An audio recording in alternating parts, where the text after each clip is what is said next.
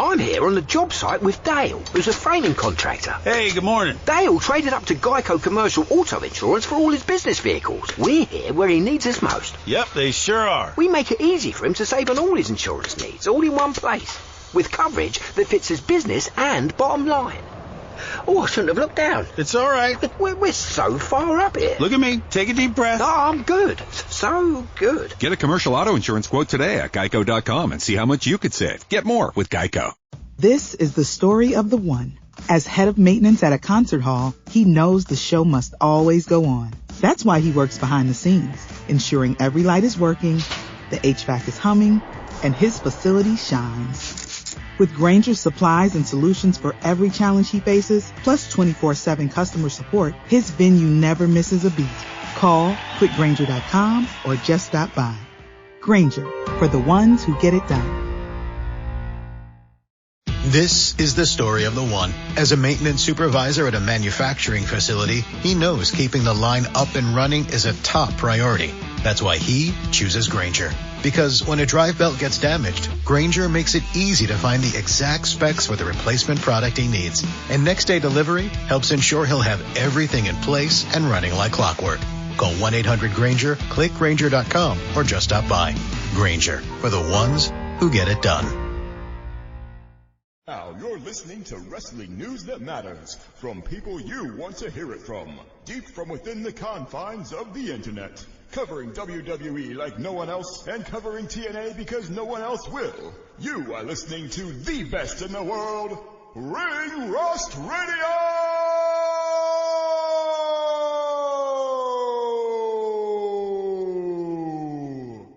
Brad Maddox. I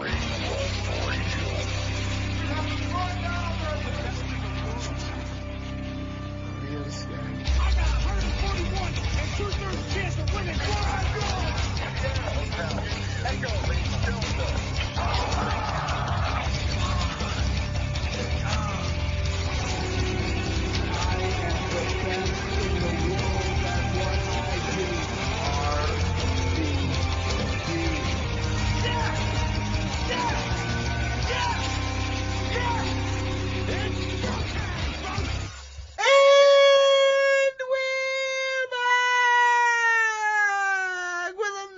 Episode of Ring Rust Radio, the best goddamn wrestling radio show on Spreaker, on the internet, in the whole goddamn universe, folks. Mike Chiari, Brandon Gavin here with me, Donald Wood, looking fine, feeling fine, baby. How's it going? That was a terrible intro. You hard? Scale of 1 to 10, how hard are you? Mike, quick. Negative. 0. That's not true. That's not true. You guys are lying, dude. I chopped it up. I could hear it. You can hear it? I can hear the zipper unfurling just a little bit because it got a little tight. Not wearing a zipper. Yeah. I'm also not wearing a zipper. Also not wearing pants. It's shot. They just shoot them all. I don't need them. We have to talk about wrestling today. And listen, you know me. I don't like to say, when I'm right, I don't like to sit here and tell you that I hate to be that I told you. It never happens, so you don't. But I was right about Vince McMahon this week and WWE. What does that mean? I've been right. We'll talk about it more, but I just was right all along about WWE being a piece of shit and Vince McMahon being the person we need back now more than ever. So yeah, it feels really good to be justifiably handsome. Didn't you and Meltz used to say for years he was out of touch and sucked? Well, no, yeah. Well, that's what Dave said. Dave, as you point out, Dave's often wrong. Yeah, well, listen, you parroted Meltz. His creative was oftentimes not the best, but it's more about his general presence and his overall business philosophy that I miss the most. Gotcha. Mm-hmm. Yeah, you hated all that too. That's not true. Don't you own stock in TKO, and isn't it better than ever before? So wouldn't you prefer the business philosophy that is currently being employed? Yes, if I was a capitalist piece of fucking trash. You are. What? How am I a capitalist Emphasis piece of trash? on the piece of trash part. Wow, okay. That's a good point, wow, yeah. okay. You're actually a piece of shit. Oh, see, different. See, dumb, Mike. Even dumb. worse. Yeah, go ahead, BJ. Yeah, we are going to preview huge week. It's a monumental week. We got All Out on Saturday, and on Saturday is Wrestlepalooza. Yeah, because WWE's counter-programming AEW for no good fucking reason. They're at different times. What are you talking about? Yeah, because AEW moved. Because they got scared. Smart. They're not stupid. They want actual people to. Why would they divide a customer base? Yeah, that is smart business for them to move. because WWE decided to hold the show. The only Saturday they could hold the show this month. Not true. But we're going to preview All Out and Wrestlepalooza. Which will be done first? We'll see what Donnie feels like. Yeah, it's going to be Yeah, AEW. Let me fucking spoil it. It's fucking AEW. Oh, I thought you meant which show is going to, end first. Oh. I would hope AEW would end first. Oh, fuck no. I'm still saying AEW. It'll be close. 12 hours. Going into Wrestlepalooza for sure, just like it happened in July. Yeah. Without a doubt. And I will be turning it off to see the start of Wrestlepalooza. Yeah, and you and the other fucking pedophiles will definitely do that, and that's fine. We have Dirty Busters. Mike Harvey knows the lies and rumors going around pro wrestling. I feel like I'm going to walk the fuck out for that this time. I feel like I'm definitely not sticking around this time. We'll see. You showed up last time for no reason. Mm-hmm. Always do. I wish you didn't show up to this podcast at all. I agree.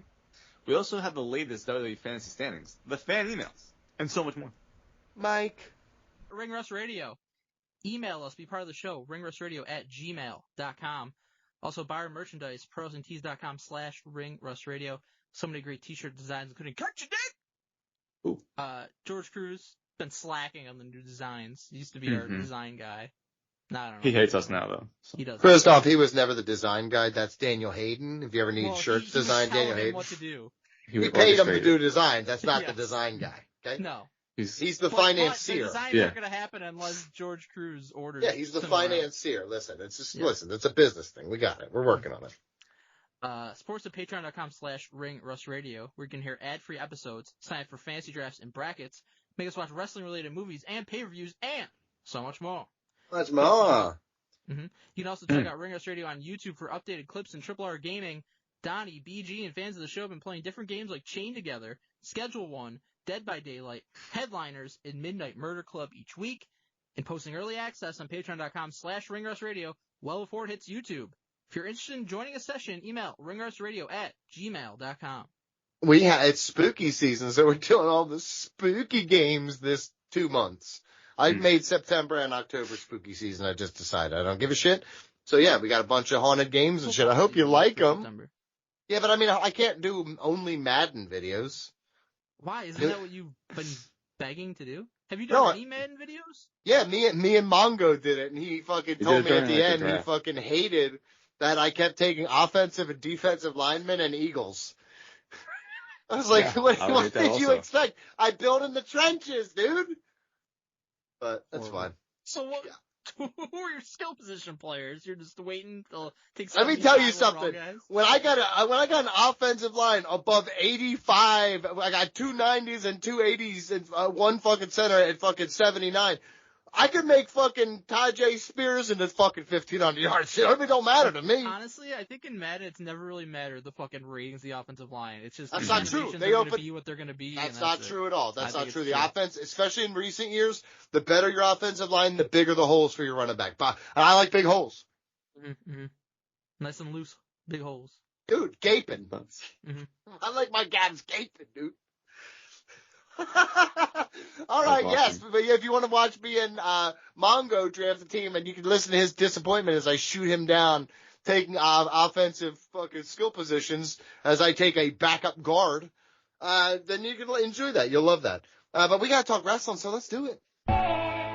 We're gonna put this all in order. From LW to Dark, we about to have a discussion about the one true sport. Who's selling the finish? Does this make sense in the art? Tell me who botched, who rocked, who's cashing in on the marks. These takes are uncut, man, they're pure and they're raw. Blow up like dynamite, have you smacked down on the floor. On a collision course with the #1 source. Now let's head back to the ring for the latest report. Ring Rust. And guys, time for WWE, AEW. Some people died, so we got to talk about this first. RIP section. Jaka. I don't know if you. Yeah, he was a guy who was in Beyond Wrestling when I was watching Beyond all the time, and Evolve, I think he was in too. Yeah, so he had been around for a while. He was a hard hitting guy. I don't know why he didn't catch in anywhere, but he was mostly independent. But he was a really good wrestler, and he had passed away. He was pretty young. I think he was in his 40s. 39, I think I saw. Okay, that's crazy. Another one, Nacha Barrera. I think he was a territorial wrestler, maybe from the 80s, I want to say. Maybe 90s. Doesn't ring a bell. Yeah, I didn't know much about him, but I did get sent that, and he did pass away. So sending out condolences to Nacha Barrera's family and RP. and Mr. Kirk himself, who was assassinated. Oh It's my God. very sad That has that nothing to this do is, with pro and I wrestling. just want to say that everybody's celebrating his death's a coward, and you should be fucking. Nobody's celebrating his death. Plenty of people celebrating his death, and it's disgusting, dude. Okay. Fucking celebrating Hulk Hogan's death, Mr. Chuck Kirk, because I call him Chuck. We're on like that kind of basis, so it's disgusting. People out there doing that. So, so what? I can't be American? I thought it was America.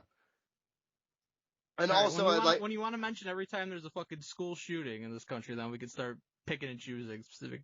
I'll mention that too. No, I don't. Okay. That's Please bad. don't. Deal. Can I say something to you? That's Let's not also mention any of bad. this. They're all bad. Yeah, You know what I mean? agreed. Yeah. It's real They- bad to murder people. It's real bad. Look, I'm taking that stance. Yeah. Here at Ring Rust, You're we're taking that against stance. murder. You know what I mean? Most of the time. Well, you murder our ears every week, so. Most of the time to get that in there, because I think murder would probably be good in some cases, though. You know what I mean? If I'm honest. So you just totally went back at what you're saying anyways. Okay, got it. I'd like serial rapists, murder them. You know what I mean? Pedophiles, murder them. I'm sorry, I hate to say it, but like there's my stance. So some murder what's good, interesting? most. Because Buck Zumoff was a child rapist, I wish we'd He was murdered one of him. your favorite wrestlers of all time. When I went through WCCW, I was like, look at this cat. This cat's fucking cool, right? Mike, who's this guy? And Mike's like, oh, that's Rock and Roll Buck Zumoff. Let me look him up. And he's like, dude, he was a child molester. I was like, what? He's like, yeah, he molested his own daughter. You know that one of Donnie's favorite guys from his rewatch of wrestling was a child molester? Dude, he No. raped his own daughter or something. It was so pretty heinously horrible that I Donnie. was like, oh my God, what is happening here, dude? Donnie, do you see that there's going to be an Ed Gein movie on Netflix? I did, of course I did. You think people still don't talk to me about attention horrors all the time? I just need one hey, if you're a rich I person didn't know out anyone there would and you're talk like, to you. There's a John Wayne at all. Gacy series coming out on one of the streaming services too. oh, Oh, wow. Bugs crashing your pack's party? Whether they've got paws or sneakers, your pack deserves a home that's protected from pests. That's where Wondercide comes in. Plant-powered protection made with steam-distilled natural essential oils that actually work. It kills and repels fleas, ticks, mosquitoes, and ants without questionable ingredients or overpowering smells.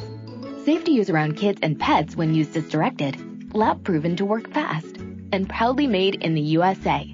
We offer sprays for pets, people, homes, and yards. Plus, spot-on treatments, collars, and even shampoos. Whatever your pack needs, we've got it covered. Founded by a pet parent looking for a better way to protect her dog Luna, Wonderside's now protected over 21 million lives and counting. You might have even seen us on Shark Tank. Go to Wonderside.com and use code WONDER20 for 20% off your first order. That's WONDER20 at Wonderside.com. Wonderside. Protect your pack with plant-powered Wonderside today. is it sensationalized or like real? I think it's legit. Is it a It's just, parody it's like just, Weird Al? it's It's like yeah, the Dahmer one that came out. oh, okay. I didn't like that I too didn't much. watch that, but I didn't watch it. I didn't like it as much. I thought they had like a lot of creative freedoms, and that's kind of where you dance that line between good taste and humor and like honest, true fact and fiction kind of worshiping. You know what I mean? You never told that line. Oh, I just made fun. I was just there to make comedies in the yucks. We all acknowledge how horrible everything was. Yeah. You know what I mean? All right, let's All right, also continue give on with this one more segment. RIP to fans going to WrestleMania. RIP to WrestleMania weekend for the indie shows. Yep. RIP. be fans there. Yeah, not many Americans though. Yeah. So honestly, when Triple H announced, and I guess I'll just yell about this now. Triple H announced, hey, we're going to Saudi Arabia. The rumors had broke or whatever. I messaged you guys. I was like, is this real? And you're like, probably. Right? So I was like, okay, saw that. I just want to talk about this real quick right now. I think Talk about it. this is awful. I think that if you're going to do it internationally, listen, standing back from it, as someone who does own stock in TKO, it just shows how much money they're making on this deal because, again, it's another decision that leads to a spike in their worth, which means they're getting ass tons of money for this. So they most likely, Riyadh had now outbid every other city in the fucking world. That's kind of what we're By getting. a lot. by a lot, right? Mm-hmm. So the they're just rumor like, is 250. okay, $250 million. so here's the deal. They would be foolish not to take that money, right? But with as a fan of the product, as a fan of, like, we've attended a few now. Yep. I think it's very unfair to the people who are loyal to them to do this kind of thing. And it leads to, there was a call with TKO president Mark Shapiro. Here it is. Yeah. And he said that Vince McMahon focused on families when pricing tickets instead of maximizing to the fullest, right? And that's what we're seeing the difference was. Because I said to you guys, like, of course they're generating the most revenue they ever had. They're charging more than they ever have and charging, like, as much as they possibly can each time, which will almost always yield the max results. And that's what their stockholders want. For inflation, it's still... You can say whatever you want, but that's just simply the truth. But yeah, they're appeasing stockholders. In terms of, adjusted for inflation, yes. Okay. Well, no, I can't speak to the other one, and you can't either because you don't have any numbers. Of course, they release that information. No, it's very stupid. Who adjusted for inflation? WWE? I don't know, maybe. Okay, then I'm not taking that as fucking serious. It's I'm possible saying to do. They make more money now because they charge more than ever. Bottom line, right? That's the truth. So they're saying, and that's okay. Vince McMahon was trying to, and I think what I really appreciate in this sense about Vince McMahon is he seemed like he was like, I know if I get the parents in there with the kids will eventually bring their kids, because that's kind of how wrestling works, right? Yep. And now what you're doing is you're pricing out families. And that's what I think is going to be the ultimate detriment to WWE. And listen, I'm taking myself out of this WWE, AEW thing and the spiel that we do here.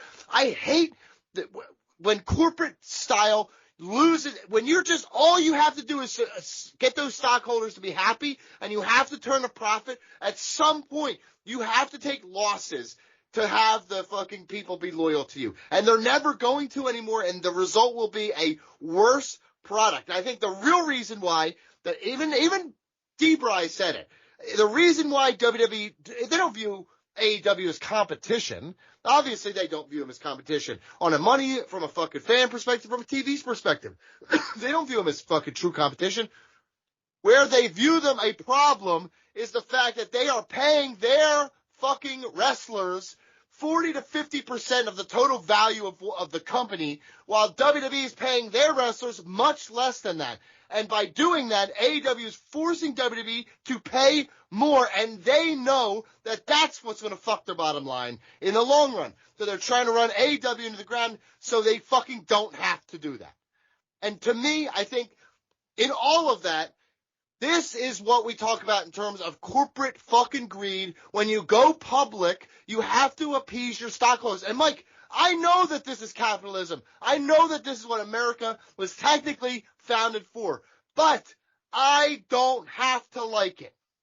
I don't have to like what they're doing. I don't have to like the fucking result or the way it makes the business look now. I don't like change in my life. And this feels like WWE is no longer the business that I knew. From the shit in the ring, dumb shit advertising, to all the excess bullshit that was never there before. I hate it, and I hate turning a blind eye to it like it's not fucking there. Okay? You can say whatever you want about, hold on. You can say whatever you want about the corporate structure and how they have to appease everybody, and I do truly understand that. I invest. I understand. I like my money. I do. I get it. And they're making me more money, and for that I'm thankful. But as somebody watching the product, it makes it worse. Before I agree with aspects of your argument, I'll say that whole thing, for you at least, was performative because you don't care about WWE either way. You don't really watch it. You don't go to events. Watched it and loved it my whole life. Mike, as long as I can really remember, I've been watching WWE. Even when I hated it at its... Hold on. Even when I hated it... Because you have to. Because I'm tired of it because I watch it for work now. But even in 2002, 2003, when I hated what WWE had done to WCW and I hated wrestling in those times, I still watch WWE because I do love wrestling. And as much as I don't like the direction of WWE or the shit that Vince McMahon was doing before he left or what the company's become since, I still watch it. I do still like wrestling. And maybe I wouldn't watch week to week, but I'd come back for WrestleMania. I'd come back for the big matches because I'm a sucker and I love it. And what's happened to it is dog shit, dude. I'll certainly agree that decisions that are being made are not for the benefit of the fans. There's no question about the decisions being made are for the benefit of the business. And, we talk about this all the time. As if you look at it through the lens of a fan, it's unfortunate and it sucks because, yes, you do have to pay more to go to these events because they've become a hot ticket. And that's the thing, like, people still go, so they feel that they can charge these prices.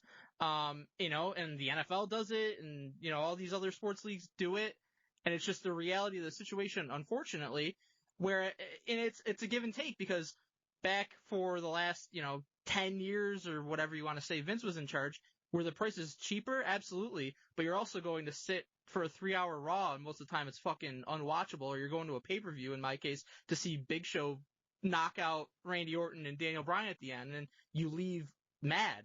I don't think that happens as much nowadays. It's a better product, but yes, they're not appealing to the fans in the sense, of being, fairly priced in terms of this decision to have WrestleMania in Saudi Arabia. But unfortunately, it's the reality we live in. It's really the reality of all major sports now as it relates to Saudi Arabia.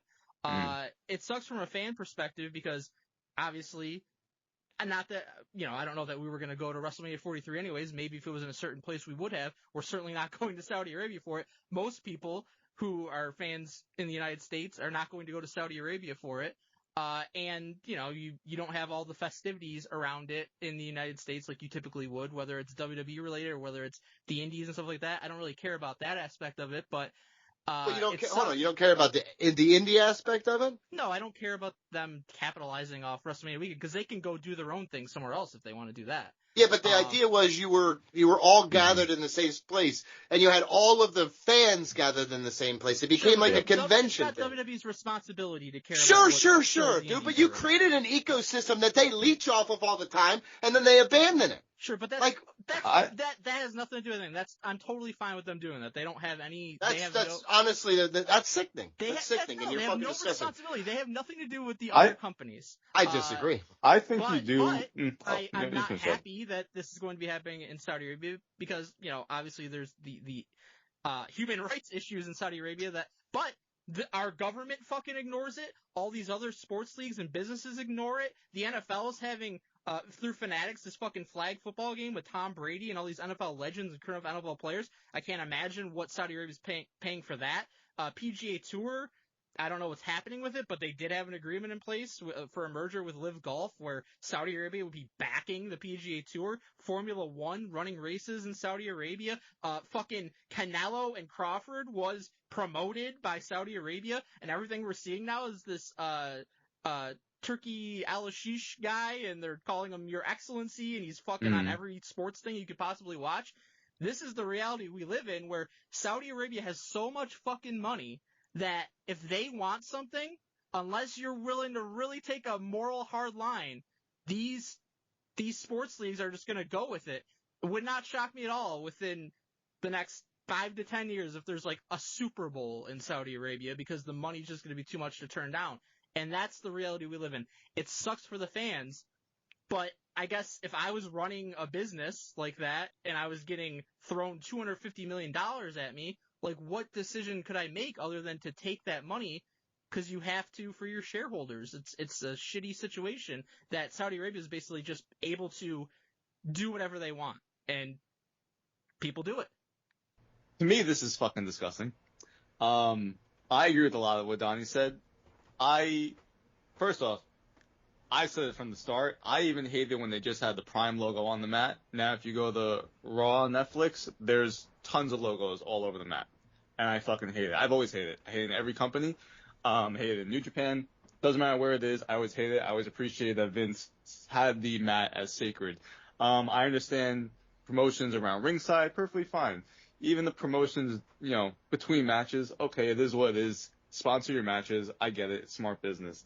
And to me, I agree with Donnie. To me, WrestleMania, WWE, all these companies, when it comes to WrestleMania weekend, all these fans are gathered. Potentially 100,000 people, 70,000+ people, you know that these companies are going to be able to feed their families by you being able to host an indie show. We've always said that these companies are quote-unquote leeching off WWE for WrestleMania weekend, and it is what it is, because that's the gathering of wrestling, right? Vince built that. That is something to hang your hat on. And I think you do have a responsibility to the industry, even though WWE feels that they are above the industry, but they are the wrestling industry. And I think it is important that you hold it where fans are going to be able to go to. And I think this is a dangerous precedent because we've already seen it. We saw it this year. They announced WrestleMania for New Orleans, but then I guess Vegas comes in with a better deal, and now we're back to Vegas for the second straight year. So to me, if this is all going to come down to, well, we can't turn down this deal because we have the shareholders to appease, what's stopping Saudi Arabia from having WrestleMania pretty much every year if they ever want it? This should not have been WrestleMania as far as I'm concerned. Saudi Arabia, they've been having events for years. And you want to do fucking WrestleMania Backlash? For all I care, fine. Do it the next month like they had, 4 or 5 years ago, whenever that was. But to have WrestleMania, the sacred WrestleMania, overseas, I never liked that. I would have understood it if they did it in London. That's been asking for years and years. I want it to happen in London. That would have been much more acceptable, too. I would have accepted that. I would have appreciated that if you had it where we have it on the afternoon on Saturday, and maybe at night or the next day, it's in America. That way we're appeasing two separate entities here. But to have all of WrestleMania and the entire WrestleMania weekend overseas, the benefit of WrestleMania in any city in America is massive. They've been touting this for over a decade of how much money a city can make by having WrestleMania. And to take that away, I fucking hate it. And again, it's when will it stop? Because you offer $250 million, quote unquote, that's the rumor, okay. But what happens next year when they offer you $300 because they liked it so much? You have to take that deal then, right? That's what it comes down to. Yeah, in theory. I don't know. I don't know what they'll do now. Well, they've already done it with Vegas. So if the whole thing is, well, we have to, you have a fiduciary duty to your shareholders to make as much money as you possibly can on a deal. And so if that's what it is for every year from WrestleMania, because Saudi Arabia's not getting outbid. Right. Nobody has that money. No one's going to because it's not financially responsible for them to do so. Apparently, that's the rumor that's going around with John Cena's last match. I believe Meltz reported that WWE wanted $7 million from Boston to go have Saturday night's main event in December for Cena's last match. And they said it wasn't worth it. They said, that's not financially responsible for us of what we would make for that. And apparently DC says, we can do that. And so now Cena's last match, which should have fucking been in Boston, is not going to be in Boston because they have to take a higher deal for this event. It makes you yearn for a mark in charge. Vince McMahon was a mark. You ruin a lot. Let's not do the Vince McMahon thing though. Forget the Vince McMahon thing. Because I can agree with a lot of what's been said, but the reason that any of this even happened is because of Vince McMahon. Because Vince is the one that started the Saudi Arabia deal, and Vince is the one that sold the company because he wanted to get revenge for getting ousted and wanted to weasel his way back into the company. So it's actually all Vince's fault that this happened. How dare you? It's his reality. But you're ruining a lot of what makes wrestling, right? You don't get Money in the Bank 2011 if it's not in Chicago, right? Cena's last match, I don't care if fucking DC wants to pay you $7 million and Boston says we can pay you $5 million, whatever it is, right? But it's like, it should have been in Boston. There's just certain things that, as a wrestling fan and promoter, you say, no, it's actually better off for the long run where this is where it is. And Cena's last match, for example, being in Boston, that is something that will forever be, and to John Cena, who's made this company probably more than fucking $7 million, right, over the course of 23 years. The rumor is he actually wanted it in London because he thinks that that's the best crowd. for his last match? Yes. I'm sure, because he wanted WrestleMania in London as well. Yeah. So that's perfectly fine, but it wasn't going to be in London.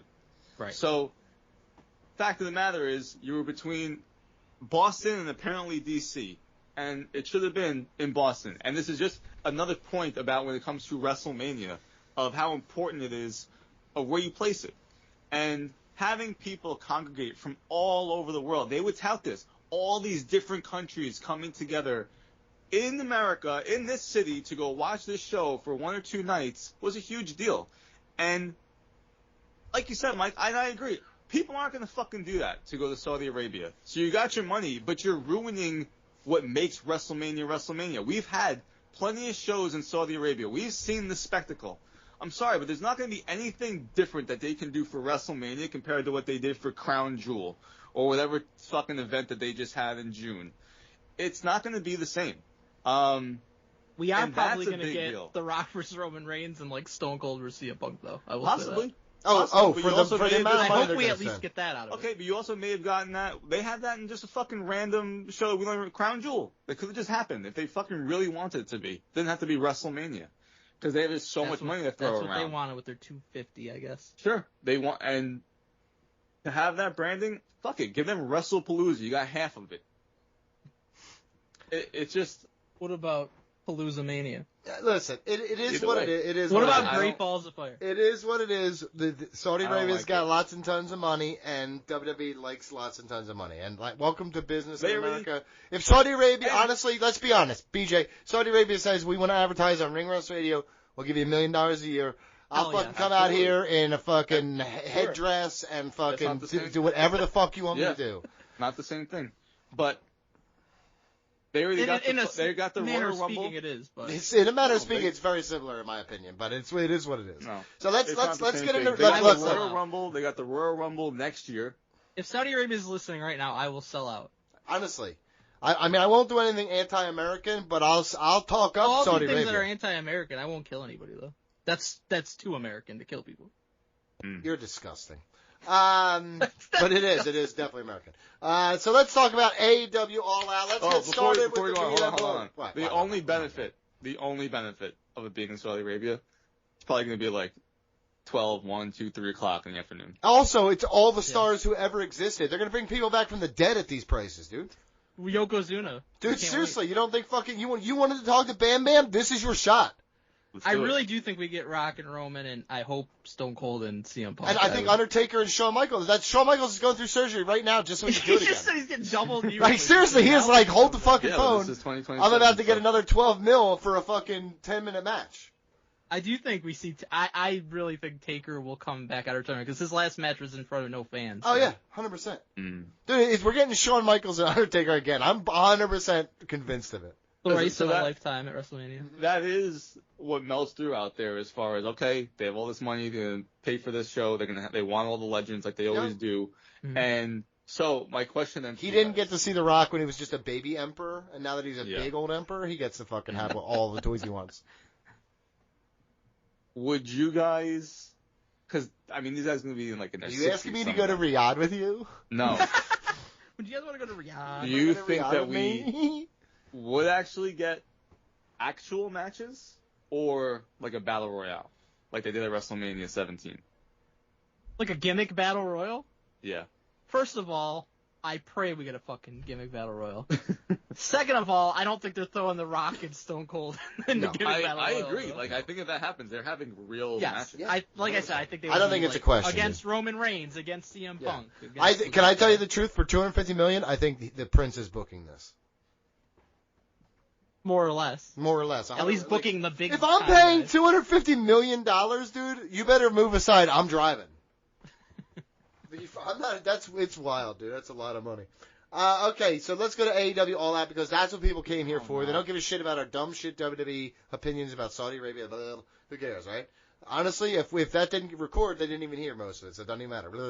AEW All Out. Let's start with Adam. We're going to do okay, get your D'Lo Brown heads out. Oh, loosen them up. Pop, crack your sternums. Twist your lower back. Do some trunk shakes. Ooh, looking good. Adam Copeland and Christian Cage against FTR in a, my God, I'm hard for this match. You're hard for it? So hard, dude. Couldn't be harder. Because this is the kind of opener that WWE guys? Yeah, these guys are in WWE, and now they're in AEW doing better, and I love them. So, Christian Cage isn't doing better? FTR isn't doing better? Christian Cage is not doing better, no. FTR, they should have. That is one of the dumbest things I've ever heard. Christian Cage is far superior. He's not doing better than he was in WWE. I said the other guys. I didn't say him. FTR should have done the gimmick with the leprechaun hats and like the lipstick. Cool. What? So who you got? So for whatever, I think Cope, as much as I love the guy, he's a bad judge of talent, and he has this irrational love for FTR. I kind of think FTR wins. I think there's going to be some shenanigans. I think FTR wins, and I think they're going to kind of continue this feud. For whatever reason, Cope seems to think that they're like the best tag team, not even close to being that. But I said cool. They give him the rub, and then we end up getting this again at some point. Yeah, can't wait. Good. They know how to make good things happen again. BJ? All right, it's in Toronto.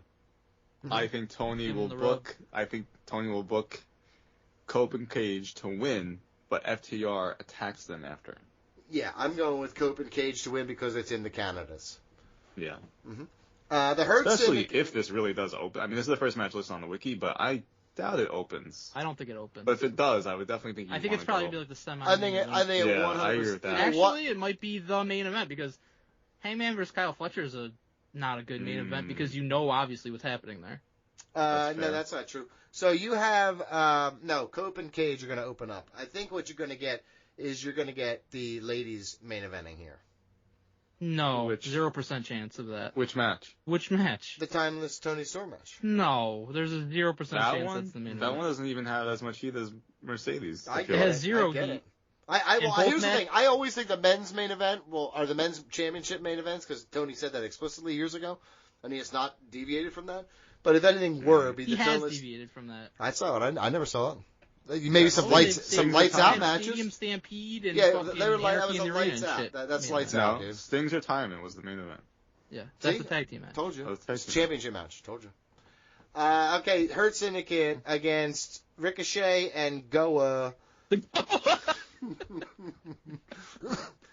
going to take the Hurt Syndicate because I don't think they like losing. Good point, yeah. I don't think Goa is going to come out on top here. I listen to the Dirt Sheets. I know what's going on. I'll go with the Hurt Syndicate. Mercedes Moné. Can MVP wrestle? I don't know. Can he? We're going to find out. He's been limping on that cane for about 15 years. He was I don't know. like still hurt. That match doesn't need to be on this 11 match card. We're going to see it. Just make sure it's going to be there. Mercedes Moné against Rio. She's back. Yeah. Oh, yeah. Was she injured or like having visa issues? Well, I think she was gone for like a year. Was injured and then also visa. I have no idea actually. I'm just making. Yeah, she's not going to beat Mercedes. No, but she's a enjoy very good your wrestler. L, Rio. This is going to be a heck of a fun match. I know that much. Should be.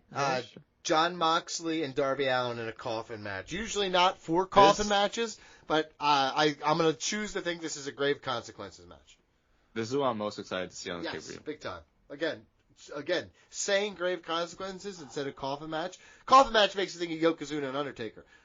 This could be like Mil Muerte over here. I like that. Yokozuna and Undertaker, so a legendary match. I got it. Got it, dude. It's definitely gonna be fucking crazy. Yeah, it's gonna be hard. It's gonna be completely hardcore crazy. They're gonna be bleeding within 90 seconds. He comes out bleeding. He's gonna Goldberg it. He might already be bleeding. Yeah. He might bleed now. Darby's been trying to get revenge for like 2 years, so I'm gonna say he wins. Yeah, I would think he definitely wins here because it's his style of match, and also he has threatened to kill John Moxley on like 3 different occasions now. So I think in this match, maybe you give Moxley some time off by letting Darby Allin kill him. That being said,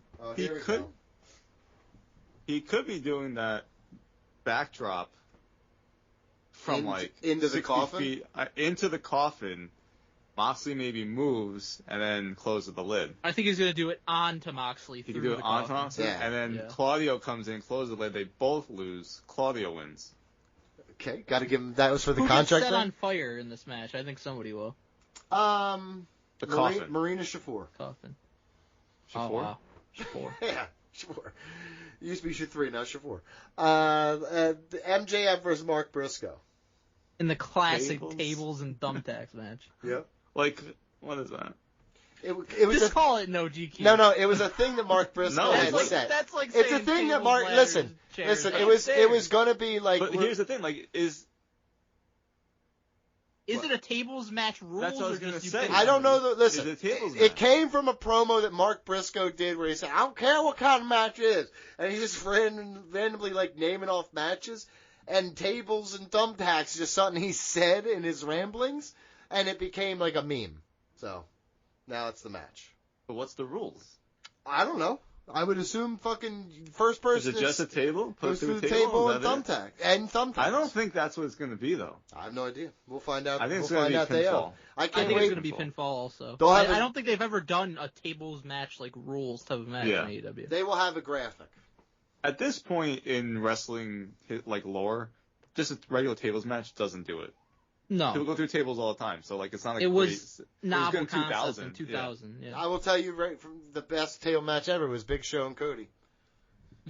Where he stepped through the table. Stepped through the table. I think, I like that stuff. From an intrigue perspective, that's the best one. No, it's not. Liar. MJF. Best one's Hardy and Dudley's. MJF wins here, obviously. MJF better win because he just looked like a fucking doofus in that loss to Hangman. So. I do think MJF wins. Yeah. You think Bobby Lashley said no-go on MJF stuff? Like, said, get out of our group? Yeah. Yeah. Probably. I think MVP did. Yeah. Okay, Timeless Tony Storm, Jamie Hayter, Chris Statlander, and Tekla. Tony Storm just wins. It's not even, no drama here. All he did was flip these. They got nothing for Tony right now. They're like, just throw a bunch of people in here. Well, All they did was they flipped what happened in the last pay-per-view.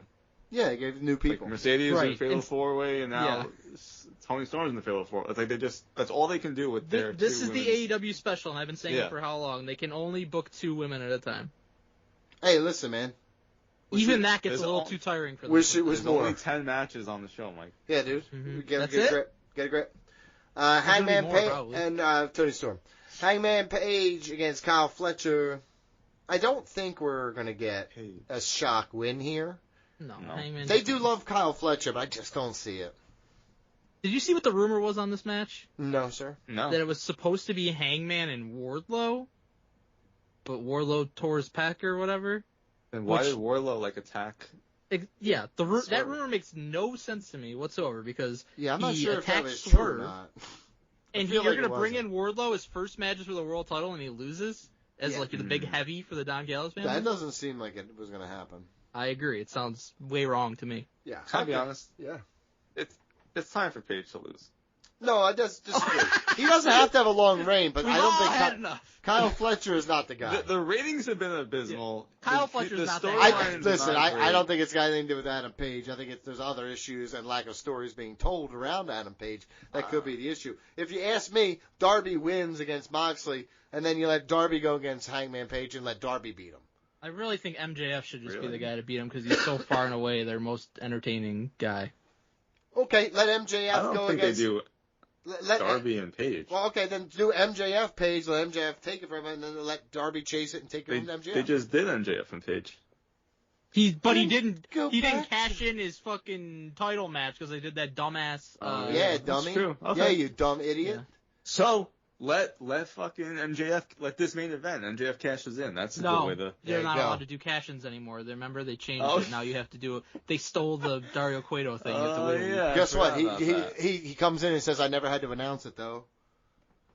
Yes, you do. No, I never had to announce it publicly. I announced it to Tony Khan the week prior.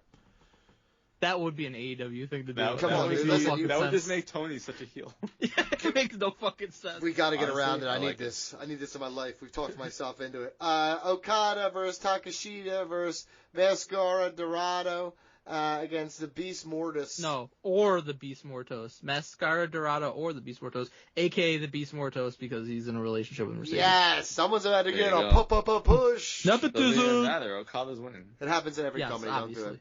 Andrade got kicked out of WWE because Charlotte. They really got nothing going on with so many of these wrestlers, huh? The Hangman Page was the feud was thrown together. This Okada is just random. Mercedes and I Rio don't know why thrown it is together that quickly. injuries seem to like derail a whole bunch of shit over here sometimes. Like, doesn't it feel like people in AEW get injured more? I wonder why. I don't know. But no, yeah, in all of wrestling, people get injured. Yeah, I mean, it just seems like it derails. Like, I just noticed more, like, in WWE... Well, you're just so happens that two of their top guys got hurt at the same time, and you did take them off. It's rough. But it is what it is. Who'd you have in that? Okada wins, right? Yeah, Okada. of course. Takashita was doing amazing in New Japan. I wonder if they got something in store for him here. Nope. Good. Eddie Kingston for the first time in forever against Big Bill. Dude, that's fucking awesome that he's back. I hope he's in good shape. I hope he's in really good shape. I don't see how he's ready for this yet, but... Well, I will say this. The one way you can be ready is if you took your fucking rehab real serious and, like, changed yourself a lot. That could be. Like AP, dude. ADAP, baby. Yeah, he could. He could Adrian be Peter Adrian references Pearson. 20 years later. It's unbelievable, dude. I like it. He's going to beat Big Bill like it's his kid. Yeah, You know what I mean? Eddie wins, LOL. Eddie wins, LOL. It's such a coward, dude. Eddie Hogan. Scene, dude. The fucking dude, like, literally broke half his body, and he's, like, reshaped himself. I like Eddie Kingston. It's as dumb as when people were, like, calling Sami Zayn Sammy Hogan recently. Right. It's like, what are you talking about? Unbelievable, dude. Sammy Hogan, the dude was losing for how They long? talk shit on Daniel Bryan once he started winning enough. Yeah, You know what I mean? they sure did. Same with CM Punk. And Brodito against... Oh, the main event. Main event of the evening, Brodito against 3 September to Remember winners. Yep. There you go. What do you think? How come you haven't gone to a single one of these fucking shows at the ECW Arena? Fake fan. Yeah, that is weird. I gotta tell you, I had no desire to go to these shows. There was one of them that was really good, actually. Yeah, one that was good. Yeah, there was a couple things I probably should have gone to. There was honestly, one that was acceptable. There was one that opened with like Darby Allin, like just. It was a whole like brawl. Tony Storm had a hardcore fight I loved that I wish I had seen in real life. I mean, if you remember, I actually didn't I go to a TNA show they were having just because Rosemary was in a hardcore match or something, right, too? And what's his name? Killer Cross, too. Yep. And I didn't see any AEW shows. No, it's a money thing. Tickets were pricier than normal. So here's the thing, when you know what's in there, you know, it's not Tony worth doesn't care about the fans. Well, no, I think he just doesn't realize prices are usually about $15. He charged more than $15. Union workers. The best report that came out ever was they never used them there. It's like, no shit, dude, no shit. Oh, when we were there, it didn't feel like there was any union workers there. Yo, can I tell you something? The only union workers in there were fucking actual workers who are in the union who go to wrestling shows. It felt like the only workers there were the bartender. Yeah, seriously. There was a couple dudes on meth who were like passed out near the bathroom. They might have been cleaning up. Yeah. I love that place, though. Great vibes. I am glad that I got to go to it at least once. Yep. How come they stopped doing All Out on Labor Day weekend in Chicago? Because Chicago don't like them so much anymore ever since they ran CM Punk out. Yeah, I don't think they like going to Chicago as much because they kind of jackknife everything and ruin it. When I went there for the very first All Out. Here we go, humble brag. In 2019, yeah. It was an amazing show. There we go. And Tony got on at the end of the show and said, we're going to be here every year. It's going to be our tradition. Are you saying a fucking promoter lied? That's stunning, dude. He bailed. Once he lost Punk, he knew he couldn't sell it out anymore. It's a shame. Is what it is. If only he wouldn't have been afraid for his life. Yeah, if only he hadn't been a pussy and started front headlocking people, dude. Exactly. Who knew? Okay, Wrestlepalooza preview. Who you got, Brodito or 3 September to Remember winners? Brodito's getting high. Brodito's like Brodito. Fun. I like Brodito. People like Brodito, and I've always liked Bandito. He's very good. Oh, and I like Brody King. And as weird as it sounds, this unlikely duo makes me love them. Yeah, it's good stuff. It's funny. It really is. It's a fun. It's like when you think of like Kane and RVD or Kane and X-Pac, it's like something like that. It's fun. I do like that Brian is now on commentary. I said this a long time ago, and it's a good thing that they. He's a lot better than what they fucking had. He is very good on commentary. I think I saw a tweet that was like he lasted like 6 months at home with Bree and was like, I'm good. Yep. He saw the kid a bunch, and he's like, "This sucks, dude." Couldn't handle Birdie and Buddy anymore. Once the kid goes to school, then you have all day. You're like, "I'm out." School's got it. Wrestlepalooza. D'Lo Brown's head's out. Here we go. Shake 'em loose because we got two pay-per-views that are taking out. This is on ESPN. The first one on ESPN Unlimited. I gotta figure out how much does it cost? If you don't have anything that I have you nothing can get it ESPN. through free, it's $30 for the month. $30 for the month. Okay. I have DirecTV, so it doesn't cost me anything extra. Oh, that's pretty cool. You got a big old satellite on that YouTube side TV is of not part of it yet, but I have to assume eventually it'll be part of it. I currently cannot watch this for free. I believe Comcast, I think, is the other one. There's a few. I know Comcast definitely is one of them. Yeah. There you go. So that's very disappointing. Well, YouTube TV, if it gets, it's going to go up another fucking $20, and we're just going to have to get Comcast or DirecTV. Is what it is. Okay, EO Sky, that's just venting about my bill. Don't like it. I cut the cord to save money. Patreon.com/RingeUsRadio. Yeah, seriously. I cut the cord to save money, and it's been fucking, now it's like damn near the same. They just keep fucking raising the price no matter what. So. But here, the nothing cable. you can do about it. I mean, yeah, they got us by the balls. I just want to watch the fucking sports at this point. They purposely fracture it out to all different streaming services and everything else that you have to buy just numerous things to watch everything you want. It's fucking crazy. I listen a lot to the radio now. I'll tell you that much. Now?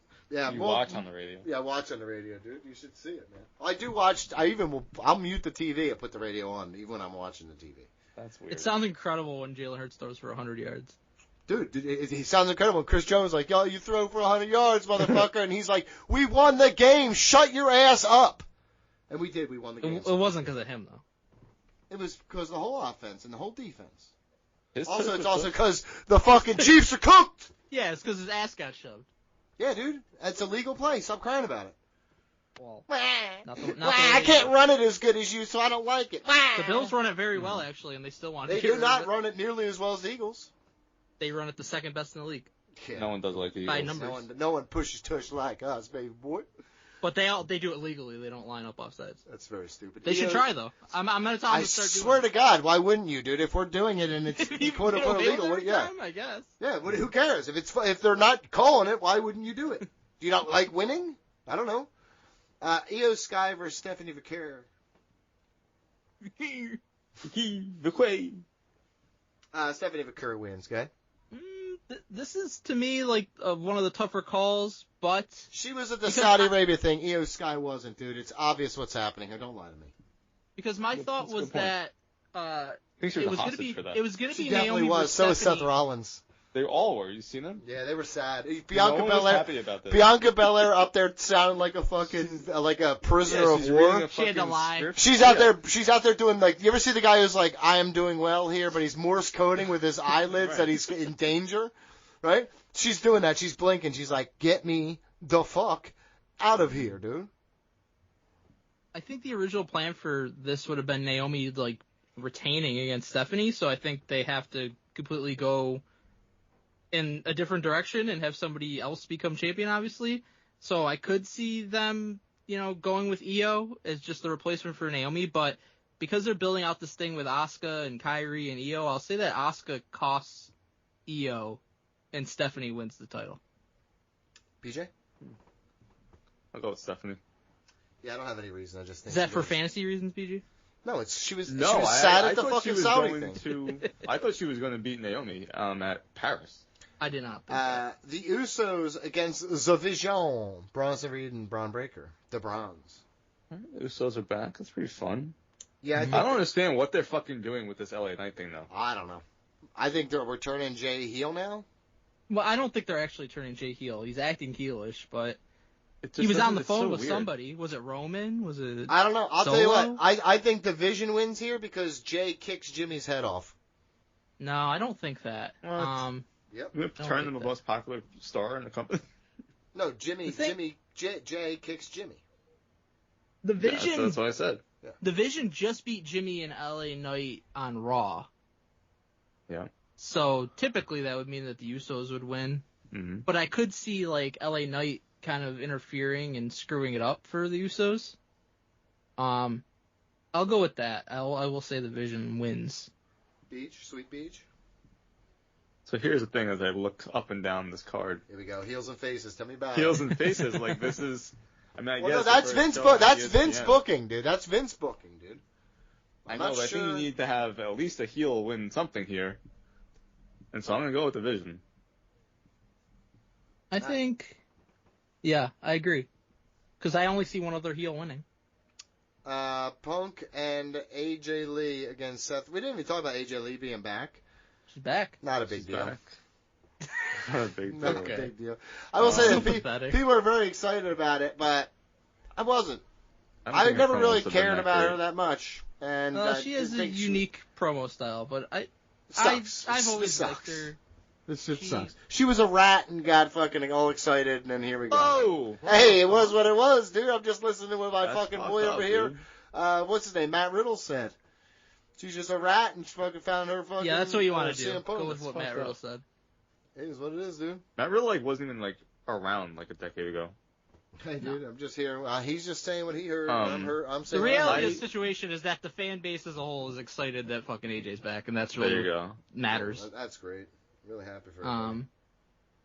I've enjoyed the feud so far. I think it's been. I really liked what Seth and Becky did on Raw, where Becky was pretending that she wasn't going to fight AJ and arguing with Seth, and then kind of snuck in the back door and took out AJ. I thought that was good. I like that. Yeah, I mean, yes, I think Seth and fucking Becky are good, but the AJ Lee really? Because you cried and like a little fucking bitch and said that it was terrible and they shouldn't be together. And I still agree that it shouldn't have happened. But since it's obvious that it was just a vehicle to get to AJ Lee, then I think it's I'll say this. They're holding up their end of the bargain. Somebody else in this isn't. So it's good you can admit that you're wrong on the show. Punk and AJ win. Yeah, I agree. I did enjoy what they did on Raw. Actually, and I liked they dressed in a certain way to show you the type of characters there, and I appreciate that. Okay. Seems witty. Yep. They had matching leather. Yeah, Seth and Becky were very much okay. Me and my wife wear matching leather in the bedroom all the time. It's Cody Rhodes and Drew McIntyre. I knew you were a Demolition fan. Oh, yeah, dude. I'm demolishing something. It's just a butt. Cody Rhodes and Drew McIntyre. Drew McIntyre, the best thing of the week was him saying, "I want your ass." Whoops. Whatever he said. The Rock wants your soul, I want your ass. Yeah, there you go. Cody wins, though.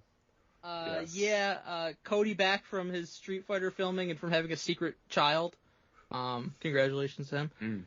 Kudos to him for keeping it off the fucking internet for so long. Kind of amazing, actually. Really yeah. But Cody's definitely it's amazing winning what this match. privacy can do for someone. No chance that Drew wins. No. Even though he deserves it. Sure, but I mean, this is just not happening. Yeah, it's like Adam Page and Kyle Fletcher. We get it. Yeah, exactly. It'll be good, but we get it. It's going to be great. And John Cena and Brock Lesnar. Is this the main event? Yes. Yes, absolutely. So I laid out what my thoughts and plans were for Cena here. I don't think this is the last time they face each other. I think they have a rematch.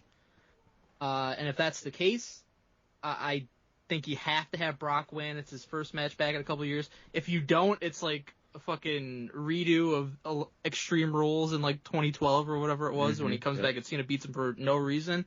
Exactly. I don't think this is the SummerSlam match where Brock just beats his ass for fucking 20 minutes straight and Cena gets no offense in. But I do think it's more like a souped up squash where Brock is getting the vast majority of the offense. Cena has some moments, a little, burst to get the crowd into it. But I do think Brock carries the majority of the offense and wins this match, and then Cena has to kind of regroup and figure out how he's going to beat him in the rematch. Okay. BJ. Because I got a theory here. I did enjoy your theory when you presented it to us last month, Mike, but the more I think about it, and John Cena's promo on Raw, You're stupid! This is the last time. He said this is the last time I'm facing Brock Lesnar. He said that about The Rock, too. Mm-hmm. And he hasn't faced him. Yet. No, he said he faced him a second time. No, that wasn't his billing. He went with it, though. Here we go. Yeah, and so that's a little different when he only has, He 5 is so days mad he remaining can't take after that this. Saudi money next year. He's like, you know 2 what? years. Hold the fucking 2 years. phone, dude. I think I'll go with John Cena. Okay, so he's here's gonna my get here's my extreme ruled theory. again. Here's my theory. John Cena, Brock Lesnar beat the piss out of each other. They're both laid out in the ring. R-Truth comes out. The Rock comes out. No, that's You're not knowing what The he's Rock going to has do. nothing to do with this. The Rock, you don't know what he's going to do. He's going to fucking, is he going to attack, kind of setting up like he's going to attack Brock. But blam, he attacks Cena. Brock wins, setting up Rock and John Cena. I'm telling you, it's happening. That's not happening. I got word from these streets. It's happening, dude. What does Cena do at the next pay-per-view then? I mean, that's not. Here's none why of it's my not business. happening. You want to know why it's not happening? The Rock has a movie coming out. Right. Okay, The Rock then has to go film a movie. And he lost a lot of weight to do that movie. Not even that. I don't think he wants to be a heel. He doesn't have to be a heel. He's going to fight John Cena, dude. It's a one-off thing. They're all going to get cheered. Right. Everyone He would gets cheered. be the heel. He was Nah, attacking dude. John Cena. Everyone- John Cena is so most over people- right now. Most of the people would would want love- to cheer John Cena. I don't know. That's dumb. BG, if Brock wins this, well, what do you think Cena does in Australia? Because that's the next pay-per-view. Because he's on the show. Grayson Waller. I know. Let me ask you a question. Come on, tell me I'm not right. Do we definitely think that Brock is wrestling in Australia? Like if Brock loses, for example, when do we see Is he Brock on the again? billing? If Brock loses, then we probably see him next at Survivor Series. Is Brock Lesnar billed for Australia or no? I don't know. Okay, great. I don't think so. Okay, great. So he doesn't have to. I think they're doing the rematch because I just don't know what else you do with Cena that quick of a turnaround to the next dude, pay-per-view. you could do R-Truth again. Dude. They love that shit. No, they're buddies again. What are you I talking know. about? Doesn't matter. Fucking bring Kevin Owens back for a hot minute. We'll fucking we'll do. I don't know. Something. I mean, Lesnar has gotten the best of Cena multiple times already. Needs to do it again. He's gonna with the help of the. But Rock. then John gets his dub back in Australia. Nah. He's gonna be fighting Grayson Waller and then The Rock. That's his rest of his life. That's crazy. That's a crazy progression. He's gonna put somebody over like Grayson Waller by beating him. That's how it works, dude. And John C. just like fighting me, he's Give him just the good 1, enough. 2, 3 rub. You know. He just like you being in the ring with me is a rub, right?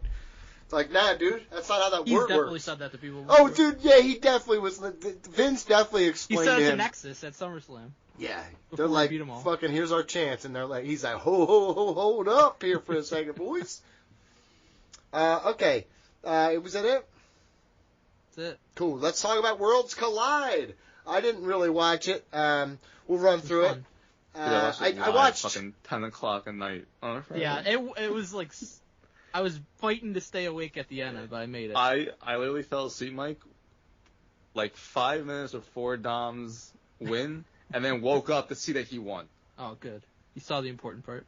So, Mike, just give us a general thoughts and things we should be watching if we want to go back and watch it. Yeah, I've really been liking the I was gonna say partnership, but it's really just WWE owns them now, but they're presenting still a AAA product. And we have watched Triple Mania many times in the past and enjoyed it, and obviously we love Lucha Underground that had a link to AAA. I think it's great to be able to have so much access to it now. Because, you wouldn't know where to, you'd have to watch pirately a lot of this stuff in the past. So now we could they stream it on YouTube and you can watch it. To me, I thought the opener was awesome. It's like kind of what you want in like a multi-man tag and Lucha Libre. Like it was just all out chaos. And the moment of the night though for me was obviously Dom beating Vikingo. I think it was a smart move on WWE's part. For whatever reason, Mexican fans hate with a burning passion Vikingo. Yeah. They fucking hate this dude. So weird. They love Alberto Del Rio. I don't know what Vikingo. he did. I don't know. He might have don't said know. something or did something that I'm not sure of, but he's hating Alberto Del Rio did a lot of bad things. No, allegedly things in that the they don't ring. approve of. He might have like said something bad, like the supporting ICE or something. I don't know. I don't know, but they fucking hate Vikingo. So Dom is essentially the babyface when they're in Mexico. So it made a lot of Dom's over like crazy. It made sense to do that, and I love that they had the bet where Ray had to put the title around his waist, and the thing that I wanted to happen. It's probably gonna happen. Ray and Dominic for the title, and when they do that, I hope they do it at a show that is actually in Mexico for what the reaction would be like. If they're gonna, again, the fear is that. Or maybe they'll do one in San Diego since they're technically both from there. That'd be cool too. That'd be cool. And they San Diego Survivor Series. Oh, that weekend. That's when they're doing it, right? Yeah, probably. Mm-hmm. That's a good diagnosis. On the fly diagnosis. You're like House. I'm like Josh Allen. You're a miserable piece of shit. No, you're not. No, you're not. He is handsome and you are fucking awful to see. I'm making you say something nice about Josh Allen. He's handsome. He's a handsome man, and you're awful to look at. He looks like he would be on Degrassi with the guy, the rapper. That's what I said. Well, say that word again. Degrassi? What's the name of the word? Degrassi? Is that the name of the show? I don't know. I just know that the rapper guy was on it, and I saw a picture of Josh Allen this week, and he looked like fucking from high school or something. And I was like, holy shit, he could be on that show. The floofy hair and shit was wild, dude. Okay, let's go to No Mercy. Let's talk about BG. You got anything to say about Worlds Collide? I thought it was a fun show. I do like that they are mixing up with, okay, here's some people from our mid-card that we know people like, and they're not getting used as much as we would like them, or that they should be in WWE, so let's put them on this AAA show, get some interest there. The highlight of the night, though, Donnie, don't let Mike fool you, it was Masquerita Sagrada. Oh, okay? Yeah. He's fucking awesome. He's still awesome. He's always been awesome. I saw Omos with a midget, and it was awesome. Whoa. It's a little person. We also should say, I forgot to put it in here on the agenda, Andrade is gone. Yeah, because Charlotte's done with him. That's why? Yep. Other highlight of Worlds Collide, Layeska doing a fucking tope suicida to the demon. AKA, he just fucking threw it at him. That's funny. That's funny. But yeah, Andrade, I'm actually sad about that because I love Andrade, but that man, I guess, doesn't like to stay in one place too long. It's very strange what's going on. Yeah. And I was upset because he is a wild spirit. He's a Rolling Stone, you know. He was teaming with Phoenix, and I want Phoenix to be more. Yeah, well, Phoenix. We love I'm glad Phoenix. That it's almost like the grass isn't always greener, huh? Look good in that, Phoenix. Let's go to NXT No Mercy. JC Jane against Lola Vice. Sol Raka against either Candice LeRae or Lainey Reed. And Obafemi against Ricky Saints. Is Saints going to win it? He's going to win it at some point. No, I don't think so. I can see Lola winning, but I can't see Ricky Saints winning. Yeah, I agree. And Sol Ruka's definitely retaining. Agree. Lola wins, Sol wins, Obafemi retains, but Ricky Saints beats him down afterwards, so we get a big match. Heel turn? Heel turn.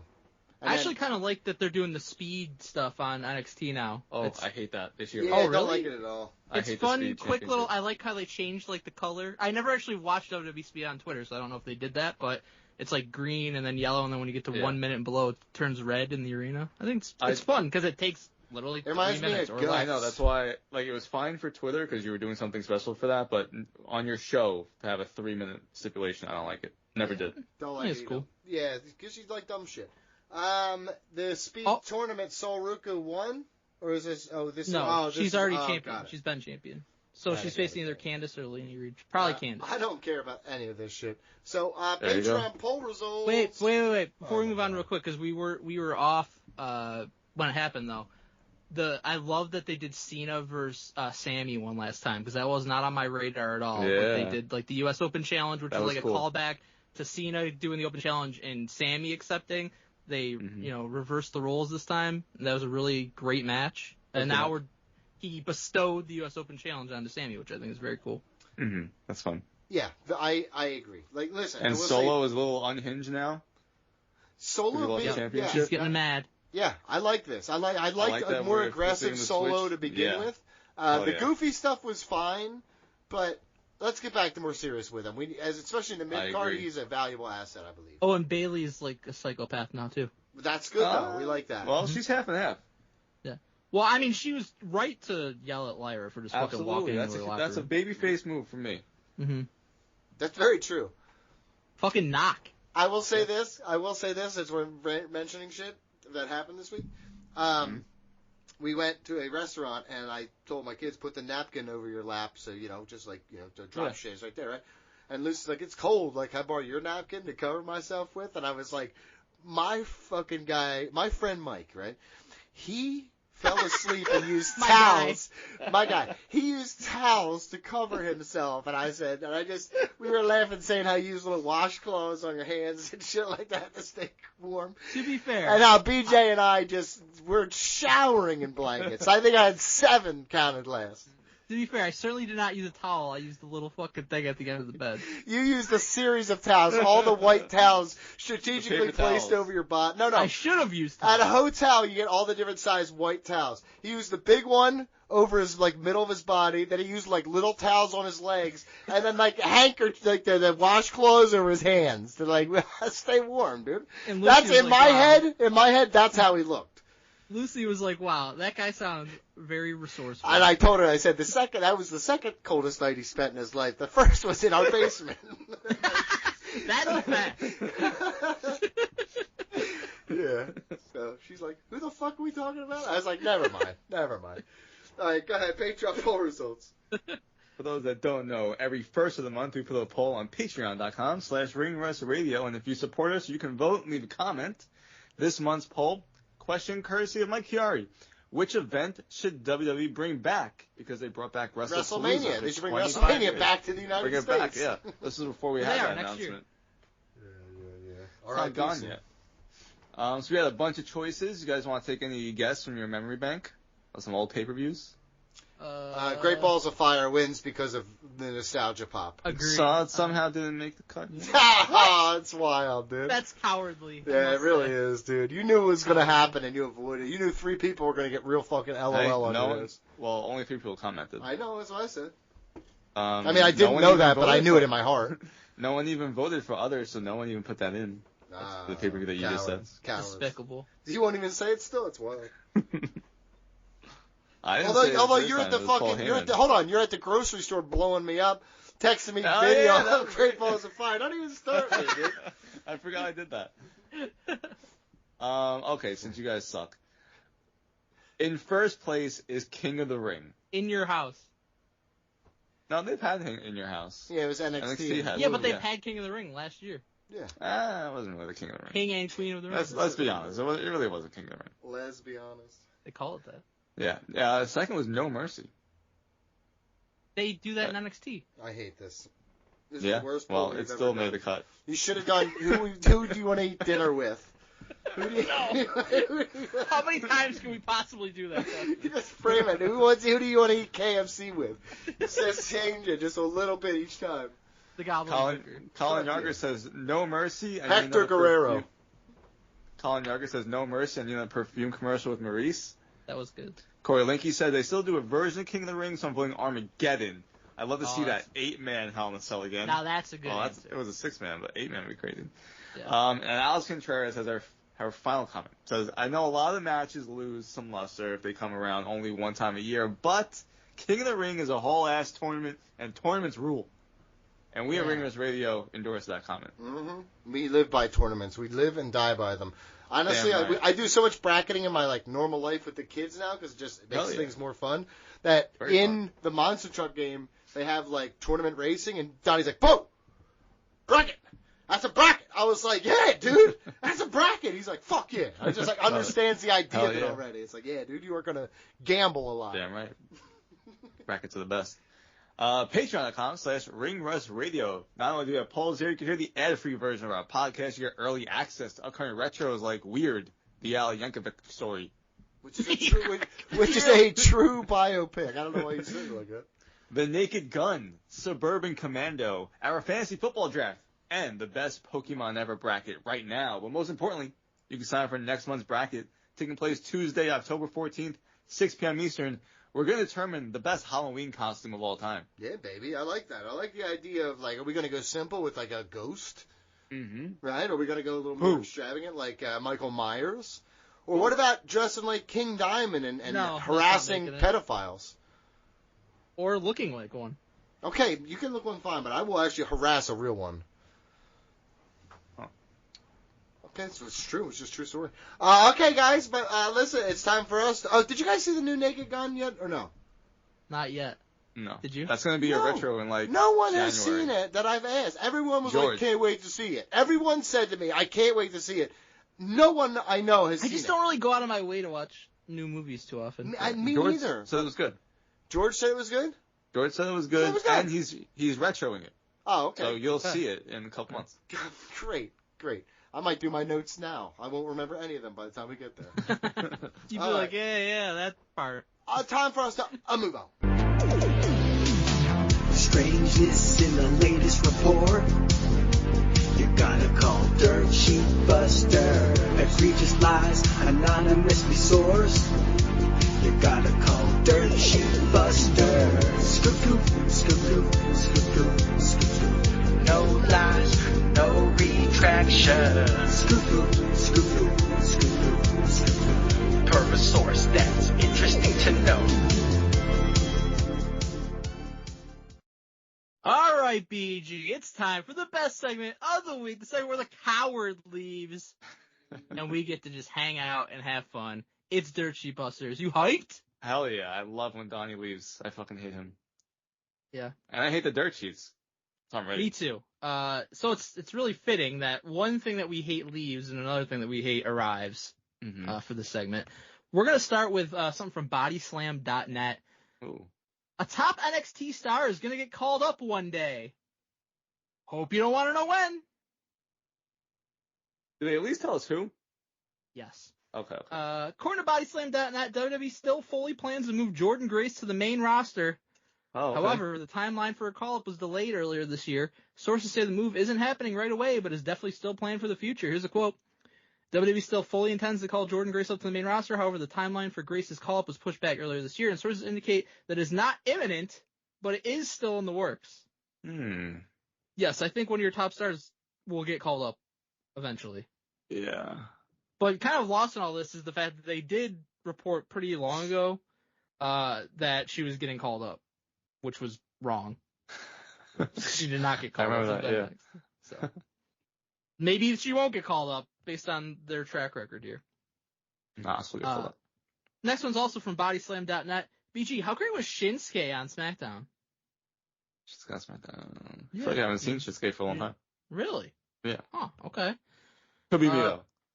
Bodyslam.net is now reporting that Shinsuke Nakamura may be ready for his return to the ring. He may appear tonight during the big SmackDown in Virginia. Oh, the big one. The big SmackDown.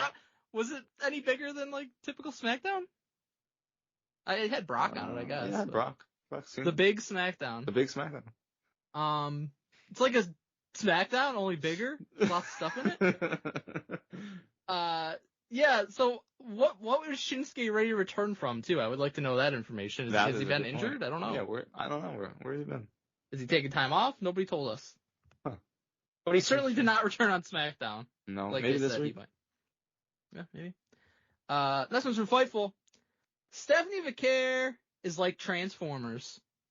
Okay, now I remember you doing this one time in the past. I'm assuming it's going to be the same thing. The WWE Universe was left scratching its head on September 8th when Monday Night Raw abruptly canceled the contract signed between Io Sky and Stephanie Vaquer for the vacant Women's World Championship. With no explanation during the broadcast, fans were left to wonder, where was Vaquer? Sean Ross' staff of Fightful addressed the situation during his post-Raw show and revealed that even people backstage were in the dark. Turn the fucking light on. So I had talent telling me they didn't know what was going on. Like, Raw talent telling me they didn't know what was happening with Stephanie Vaquer. There was confusion. Despite the mystery, WWE officials continue to insist that Vaquer is still scheduled to compete at Wrestlepalooza on September 20th. According to SAP, the internal messaging hasn't changed. When I asked people within WWE what the deal was, what's the deal with Vaquer? They were like, oh well, she's still doing the match. That's what we were all told today, that she would be at the show doing the match for Wrestlepalooza. SAP added that there may be more going on behind the scenes that WWE's letting on. There's probably more than meets the eye there. But WWE is adamant that the match is going to happen. Yeah, he said it just like that. Oh my god, unbelievable. And then he said Stephanie was a robot in disguise. It was crazy. I mean, is it definitely Sean Ross texting, like, some random worker, hey, like, what's going on with this? And the person's like, IDK. Yeah. Can I actually make an argument here? I would say there was less than meets the eye because she literally showed up the next night on NXT. Mm-hmm. Nothing happened. Yeah. There was less than meets the eye to why she was absent on Raw. Crazy. Wow. You ready for the honorary Dirt Sheet Bust of the Week? Oh, hell yeah. Favorite of ours, Wade Barrett. Did we interview him? Yes, I believe so, long ago. That's what I thought. Yeah. Oh, yeah. Probably when he was Bad News Barrett at the time. Wow. According to PW Insider, Wade Barrett is no longer part of WWE's commentary rotation. It was noted that Wade Barrett will be off the road going forward as his time as a commentator on the main roster shows has come to an end. Did you see when this was going on social media? I saw this. Were you devastated when you saw this? I was very upset. I was very upset too because I'm like, he's the best announcer there is in wrestling right now. Mm-hmm. He's on fire. Yeah, so I was very sad. But then Wade Barrett gets on Twitter and he says, I usually ignore BS reports like this, but it's causing needless hate to be spewed towards people I work with. Wow. They must be people saying they employed Michael Cole and he fucking blows and they're gonna get rid of Wade Barrett. That's what I would have said. That's my tweet. WWE have kindly given me a couple of weeks off for personal time, booked 9 months ago. Wow. And then I'm back to business as usual. A complete non-story, the end. That's a good employee. Yeah. Yeah, he put that PTO in a long time ago. So totally owned that report. Amazing. Bad report. Horrible job. Horrible job. Andrade's WWE release wasn't his doing. Whoa. Who's doing Sick! That? Oh, okay. This is doing. This is a multi-part report here. Let's get into it. The sudden departure of Andrade from WWE was the result of a disciplinary thing that occurred at a television taping a couple of weeks ago, according to a new report from Dave Meltzer on Wrestling Observer Radio. That does sound exactly like a report from Dave Meltzer, by the way. Yeah, absolutely. Thing. Speaking on Wrestling Observer Radio, Meltzer provided details on the situation, and I quote, I don't know the whole story. Could have just stopped there then, but he doesn't. But I do know it was a discipline thing. It was not his doing at all, you know. It wasn't like, oh, he's not being used well, so he's unhappy. I'm positive he's unhappy, but it wasn't him asking out, he said. It's not him being unhappy, but I'm positive he's unhappy. What the fuck? Meltzer continued to explain the timeline of the events. What happened was a couple of weeks ago, they put in there, is actually a story from a couple of weeks ago that just broke today. I mean, he wasn't fired until today, but a couple of weeks ago, there was a disciplinary thing. And all I know is it was at a TV shoot, and he was told to go home, and he's not been used since, he reported. And when he was sent home, you don't hear guys being sent home that often anymore like you did back in the day. The feeling when he got sent home was that it must be serious, because you don't hear about that. The specific nature of the disciplinary issue is not yet known, in the quote, and I was told it was not drug-related, it was not alcohol-related, it was not marriage-related, Meltzer added, whatever that means. Ruling out some of the common reasons for such an issue. He's not married, yeah. Nobody would tell me what it was, but it was enough to be sent home. Not surprising that nobody would tell him what it was. So that's the first part. Here's another part. Before you go on, that's a lot of information to all of a sudden have.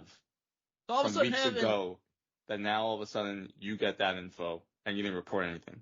And he really still has no information because he's saying he has no idea what it is. Mm-hmm. But okay. But apparently has all this info. Yeah. Dave Meltzer spoke about the situation. I didn't understand him saying it's not his doing. That doesn't. I don't get that. If he got sent home for something disciplinary, it is his doing. Right. Right? Yeah. Dave Meltzer spoke about the situation on Wrestling Observer Radio, pointed out that WWE had wanted Andrade to be a part of the AAA project, but he didn't take part. The AAA project. Just AAA. While breaking down the details of Andrade being told to go home, Meltzer brought up the missed opportunity and how it stood out during the discussions around his release. Here's a quote. I know of things, but I don't think that this had to do with that. I know they wanted him in the AAA project. I'm not sure that he was, he didn't do it. So there's that. So you can read into what you want, I don't know that has anything to do with it or not. Thanks, man. Okay, so there's Meltz's part. Now we have, according to a report from PW Insider, the story of Andrade's wellness policy violation had been circulating within the WWE roster since August and resurfaced again on Saturday.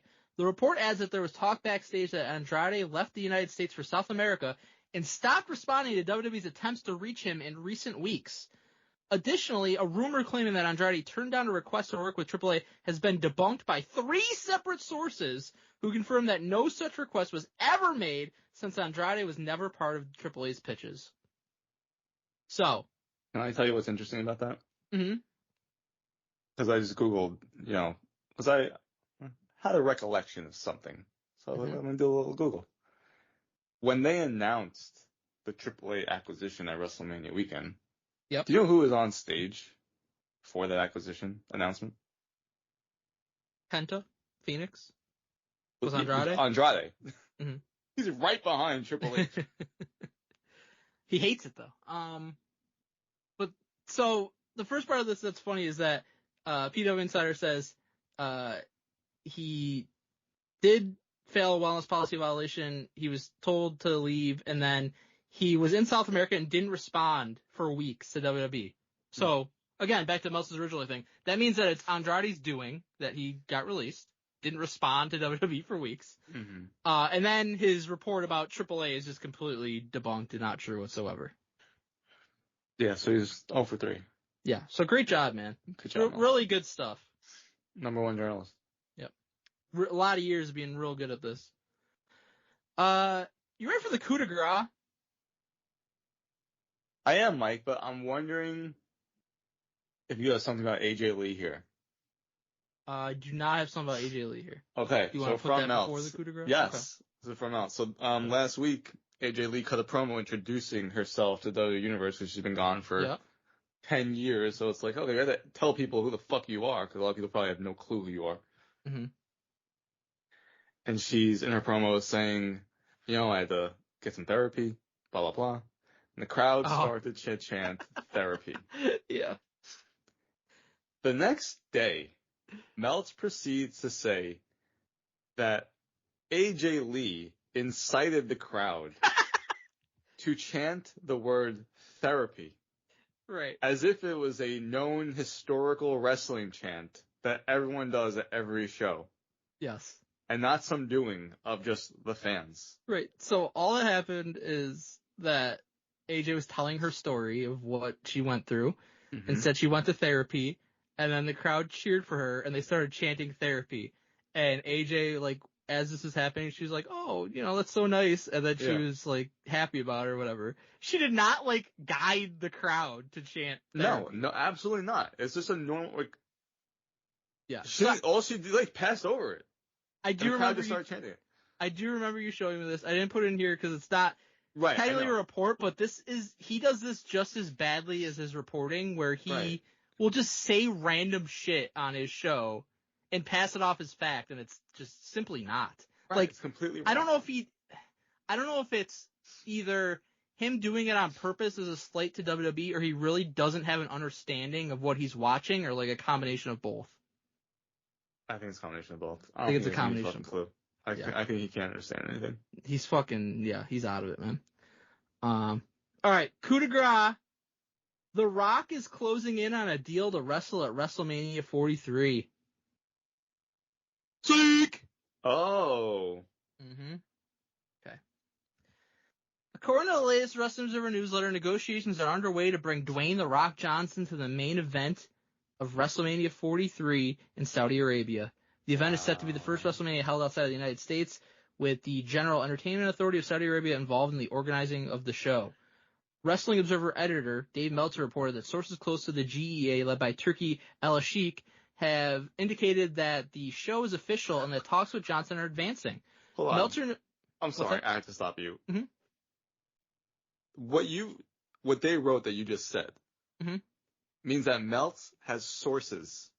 Yes, I'm going to get to that part. Okay. Yes. That's the hilarious part of this. All right.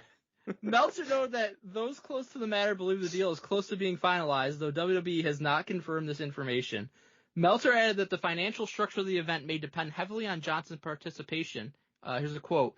The impression is that the final payment number for the show will be affected by whether or not they get The Rock in the main event. The idea is that the individual payoff for Johnson will be multiple times that of any pro wrestler for any event in history, Meltzer wrote. Okay. Whoa. So that's that report. Sean Ross staff reported on Fightful Select that a higher up within WWE told them any talk about potential performers for the event is purely hypothetical. Mm-hmm. Absolutely. Which I certainly believe because you're well over a year out.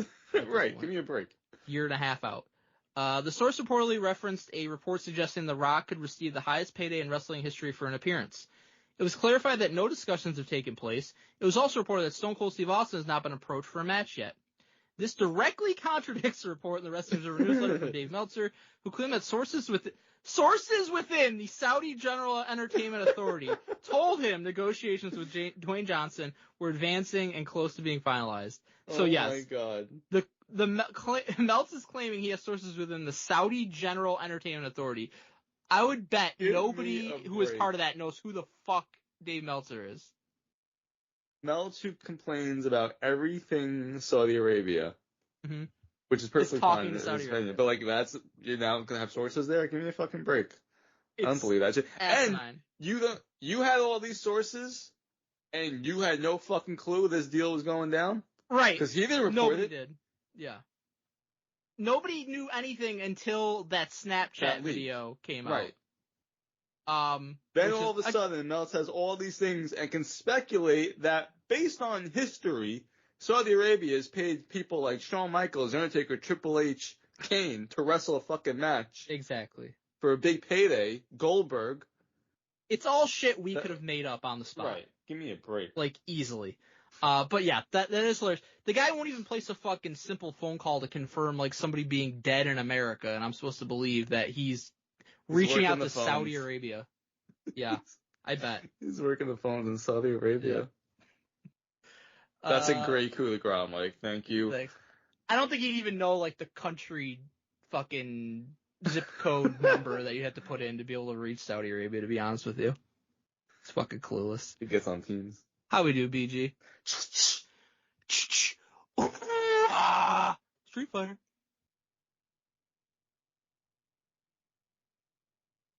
All right, BG, it's that time, buddy. It's time for fantasy standings. Vader time, hell yeah. Boy Meets World. Hell yeah. Triple R Season 41 WWE Fantasy. Got big Wrestlepalooza weekend coming up, so some things could change. Wow. But here's where we're at right now. In 10th place, last, with negative 67.5. Donald Wood. That's insane. Negative 67.5. Holy shit. It's almost all from LA Knight. That's crazy. This guy sucks. In 9th with negative 22.5, George Cruz. Deserves it. What do you think about that? Deserves it. In 8th with negative 10, somebody who deserves a lot more in life, I would say. Who will, no doubt, be making a move up the leaderboard in the very near future. Big Money Mike. Oh my God. Julia needs to wrestle more. Yeah. I hate what they've done with Julia. I don't know what they're doing with Julia. Doesn't make any sense. Like, I thought she was going to give me an easy win against B-Fab on SmackDown, but she just beat her up and didn't even have a match. I'm like, come on. Mm-hmm. Just have the match. And give me my 10 points. Yep. But yeah. Not a great start. Wow. Is that the longest you've ever been in negatives? Maybe. I don't know. I got to bounce back. Got to do it. At least I'm not negative 67.5. That's what I can take solace in. Yeah. In 7th with 2.5, Everson Godfrey. Sheesh. Those are bad scores. In 6th with 5, Reggie Gill. He's normally a lot better than that. Yeah, what's going on? This booking. I know. In 5th with 12.5, the guy who just picked up a bunch of people off the scrap heap after the draft was over, Jim Del Chapo. I think that goes to show you what's going on with this fucking season. It's insane. Wow. He got screwed by Bronson Reed. Holy shit. Yeah. If he didn't have him, things... Pretty much all the points he has is thanks to Sami Zayn. That was a great pickup. Yeah, that's crazy. Usually Sami's awful at this. Yeah, he got him just before winning the U.S. Championship and getting the U.S. Open Challenge. Yep. And 4th was 17.5, Austin Red. Maybe they're both red. Makes you think. In 3rd with 35, BG. Wow. You're in the running again. Holy Could you shit. go back to back? No, definitely not. But I have a question for you, Mike. Mm-hmm. Penta, not yesterday, but the week before, he lost, right? Yep. And then he won yesterday. I think. So they're doing a lot of 50-50 booking with him. I thought they would push him a little harder. Yeah. But he was at the AAA show. I wonder if they're going to build him up to face Dom. Yeah, but those matches don't count. Yes, if it's on YouTube. Wait, AAA Worlds Collide counted?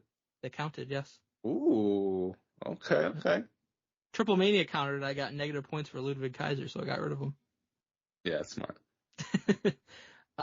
In second with 45, Mongo still doing well with his unique drafting strategy. Mm-hmm. And at first with 47.5, drafted by me. Skeeter. Should have drafted that for myself. Yeah, sheesh. How does that happen? Yeah, but Drew's gonna lose. Seth Rollins probably gonna lose. Oh, that's true. So you might be in first by the end of the week. I have Obafemi. I'm feeling pretty good. I need Stephanie to win. That's the key. That's true. That'd be huge. If Stephanie wins. Yep. Man. I'm in the run. All right. Email time. ringroastradio@gmail.com. Send us your emails about wrestling adjacent things, about things that really aren't about wrestling at all, but that we would like stuff from the 90s. Yes. Video games and toys and stuff like that. Send it to, go to patreon.com/ringroastradio, contribute to the emails here or higher, and we have to read at least one of your emails every single month. We're going to start with one from Dan, the man, Marsh. Subject, maybe you guys can discuss this. Yeah, maybe we can, and we will right now. Hi. As you know, NXT was at the Met in Philadelphia 2 weeks ago. I'm an usher at the Met, although I did not work NXT. 2 nights later, a couple of people were just mocking wrestling, calling it fake. Try to tell them it's not fake in the way that they do things. It's really real, and they can get hurt if they're not careful. They wouldn't even call the wrestlers athletes. I had to just walk away. What's wrong with these fucking people, and how do you deal with them? Thanks, guys. I really enjoy Ring Rust Radio. All the best. Thanks, Dan. Thanks, Dan. I think this is I feel like we've probably discussed this at various times over the years of, how do you deal with people, kind of clowning on wrestling as a wrestling fan. Mm-hmm. And for starters, I really don't give a shit when people do it because, it doesn't do anything to me. But I think the main thing that, I think the best thing you could ever come back at somebody with is oh, wrestling, that fake shit. Be yeah, every fucking movie or TV show you watch is do you think that's really happening? Yeah. No. Is it predetermined? Is there a script written? Yes. But it's also unlike any of that stuff, and it's like a sports entertainment, because these are real athletes, and these guys and girls do stuff that normal people can't do, and that a lot of athletes can't do, and they do put their bodies on the line, and they are wrestling multiple times a week a lot of the time, and not the schedules are not as taxing as they once were, which is a good thing for the wrestlers, but still, you're risking injury. One thing goes wrong and it could be catastrophic. So it's an art, it's a TV show, but it also is, a legitimate athletic thing that these people are doing. So I would argue that wrestlers are, among the most impressive entertainers there are, because not only do you have to have the acting element, but you have to have the athletic element too. Yeah, it's a fucking crazy art form that they have. I always hated when someone would say it's fake, because it's not fake. It's staged. Right. But it's not fake. Predetermined. Yes, but even predetermined is not is a play fake? No, they're performing right there in front of you. Right. It's not fake. It's just that's the script, right? And that's what they're doing. The athleticism in some capacity is fucking unparalleled. There's pro athletes that try to get into wrestling and they can't do it, right? The things that they do is absolutely insane. That's part of what always drew me to wrestling, was the athleticism kind of first and foremost, and then you kind of get captivated by the characters and the storylines. You hope that it captures your attention. But the athletic feats, the fitness, the bodybuilding, all that, it's fucking incredible. Yeah. And what I think is awesome about it going on to ESPN and how they've had such a great relationship with ESPN, even Lucha Underground had people on ESPN at one point, is that it does eventually start to, same with Fox, having that deal with Fox and you seeing it on an NFL Sunday. It's mainstream. Right, it's mainstream, but you start to legitimize that and you get people familiar with the characters. Having it on Netflix is a huge deal. Having a show, some people might not like it, but having a show like Unreal, which to me it wasn't exactly what I thought that was going to be as far as behind the scenes. It was more just like same shit as we've always gotten. Exactly. It was but like they a regular frame it documentary. a different way. Yeah.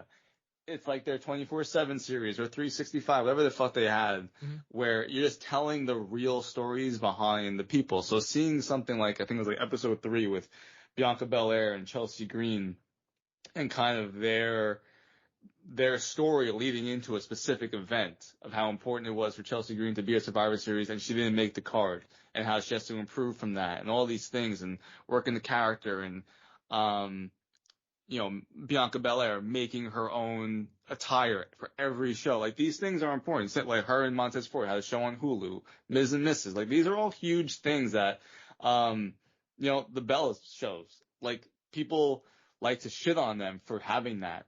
But it is an important thing of trying to get to a new audience. And everything just will eventually come around. So, yeah, there'll be fucking ignorant people. There are people who don't like NFL, don't like sports. Right? So, the word fake is very stupid and shit. There's going to be ignorant people, but we know what it is. It's not fake. People have died in the ring doing wrestling. People have been paralyzed from wrestling. They get legitimately hurt. Bianca Belair is still not fucking wrestling because of a broken finger from one of the greatest matches you'll ever see. It's just staged. But it was fake, so, it wasn't good enough. But it's fake. Yep. Ignore the haters is what I say. The best thing is that you can, if you're ever in debate, you pull up the fucking clip of The Undertaker and I think it was Vader, right? They were overseas in like the 90s. Oh, yeah. And the guy said it and like Vader fucked him up. Vader went off. It was fucking amazing. And Undertaker's just sitting there like, yeah, fucking do it. It was fucking great. I love that clip. Yep. Next email comes from Austin Russell, loyalty and respect. Oh, yeah. Subject is Kane. Yo, you rusty sons of bitches. Me and a friend were discussing Kane the other day, and he said that Kane should be more remembered as a tag wrestler rather than a singles. I thought it was interesting because a lot of my fondest memories of Kane has been his work in teams. From the Brothers of Destruction, the team with X-Pac and RVD, Team Hell No, and his best ever work as Corporate Kane with Big Show, wink face. His career in tag matches was great. Just wanted your guys' thoughts on this. And Ring Rust. P.S. Go Broncos. That was one of the worst ways to lose I've ever seen, by the way. The way Yikes, the Broncos dude. lost. That's That was such a fucking bad terrible. call. They got scammed. That's fucking crazy. Yeah. I don't hate the Broncos, but growing up I was more of a Packers fan because of Brett Favre. I was a Broncos because of Elway. Elway, yeah. Elway's fucking awesome. And I love Terrell Davis. Yes, and Shannon Sharp. So, yeah. Yep. And McCaffrey, Rod Smith. Hell yeah. Literally, that when was the a Bills, great team. When the Bills sucked, the Broncos were like the team I liked when I was a kid. Yeah. Yep. So Kane's career, man, I mean, one of the legendary careers, one of the most iconic characters. I had a friend growing up who Kane was his guy, right? One of his AL screen names was about Kane and, Maniac 69. I think it was like the Big Red Machine or something. But like just what a bizarre career also. Just the things that they did with that character, because it was like whatever you want to do with this character, we'll fucking do it because whatever, it's Kane. And there were a lot of times where I felt bad for what he had to do. I mean, he was willing to do everything though. You got to give him credit, you know. I mean, I was there when he unmasked. And at MSG in 2003, man, me and my friends going in so hyped for that moment. And what they gave us was Did just you like his little tiny bit of hair in the back? The with tiny hair. Black makeup? It was just, you look back and it's like, I can't believe that's what you thought would work. He looked like Harry in Home Alone 2 when he stuck his head in the toilet with Absolutely. kerosene. And it's just so weird. And I remember then eventually it's like, all right, well, we can't have him look like this. He has to shave his head, and he had his fucking eye, the contact in his eye. Then they just made him super smooth. Yeah, he had this little towel. Then he had all these different attires. But to me, like, the best Kane was OG. like the OG. But then there was one, 2001. That was great. In 2000, he had an attire. It was like the reverse. Where it was like mostly black with the yeah, it was so cool. That was good. And I really enjoyed that. When I first was getting into wrestling, like really into it, as you know, because of WrestleMania 2000 video game, late 99. So then that is the tail end almost of like Kane and X-Pac, and then X-Pac turns on him. Right. And there was one of the first Raws of 2000, Kane comes back. And so that was like really the first time me like really seeing Kane. I seen him like on some pay-per-views, but this is like, holy shit, Kane is back. Everyone's flipping out. It's still one of the best moments in Raw history. He just had such I remember the whole like May 19th thing that they were doing for like the movie. Terrible, yeah. It was he just had so many bad Brought in things. the fake Kane. Yeah. So just so many ups and downs. I wasn't watching. I'm very upset I wasn't watching during this time, but he did the Hell in a Cell against The Undertaker. I think it was a Hell in a Cell. But I remember that was one of like always like the dream matches for my friends. Yeah. I wasn't watching during this time, but like one of the dream matches for my friends, always like fantasy booking things, was Undertaker versus Kane, Hell in a Cell. That feud was not good at that time. I'm sure it wasn't. Yeah. The corporate Kane, like come on, we hated that shit. That was horrible. Hard fart victory we got. Hard fart victory. But then there's moments like Team Hell No was fucking. That was a career renaissance. Yeah, I probably rewatched those like every year and a half, all those segments. So I do think though that just in, like the arc of Kane, I would still have him as a singles wrestler just because of how he came in, all the feuds with The Undertaker. Even though I understand like some of the more memorable moments are with a tag team. But like the debut is one of the greatest moments of all time. Yeah. He never really got his due. He was champion for a fucking day. Yep. Like I still remember that as a kid, like Austin winning it back the next day. Yeah. Like people don't like to talk about Stone Cold like that. Like if John Cena did that, if Hulk Hogan did that, Triple H did that. But I was fine with it back then though. Right, back then it was just, that was Stone Cold, right? That's what would happen. And it was almost because like the night before was like a fluke. But like I was like, what? They had it for a fucking day? Give me a break. I always felt like he got shafted. And I was absolutely upset when he kind of got more of his due in a championship run when he was unmasked. Because I liked Masked Kane. Right. He should have had a run in like 2001. So. Like, yeah, I remember watching the Royal Rumble 2001, and it was just so obvious. He was like fucking Michael Myers, man. It was like, unbelievable. Yeah. And it was so obvious that Stone Cold was going to win that when it got to the final two, I was like, oh, I'd rather Kane just win. I started rooting for Kane. Right. But then we never would have gotten that incredible hardcore match at WrestleMania 17 that I love so much. Yeah. I don't view Kane as just a singles or just a tag. I think he just had such a unique career that I just look at the entire scope of it.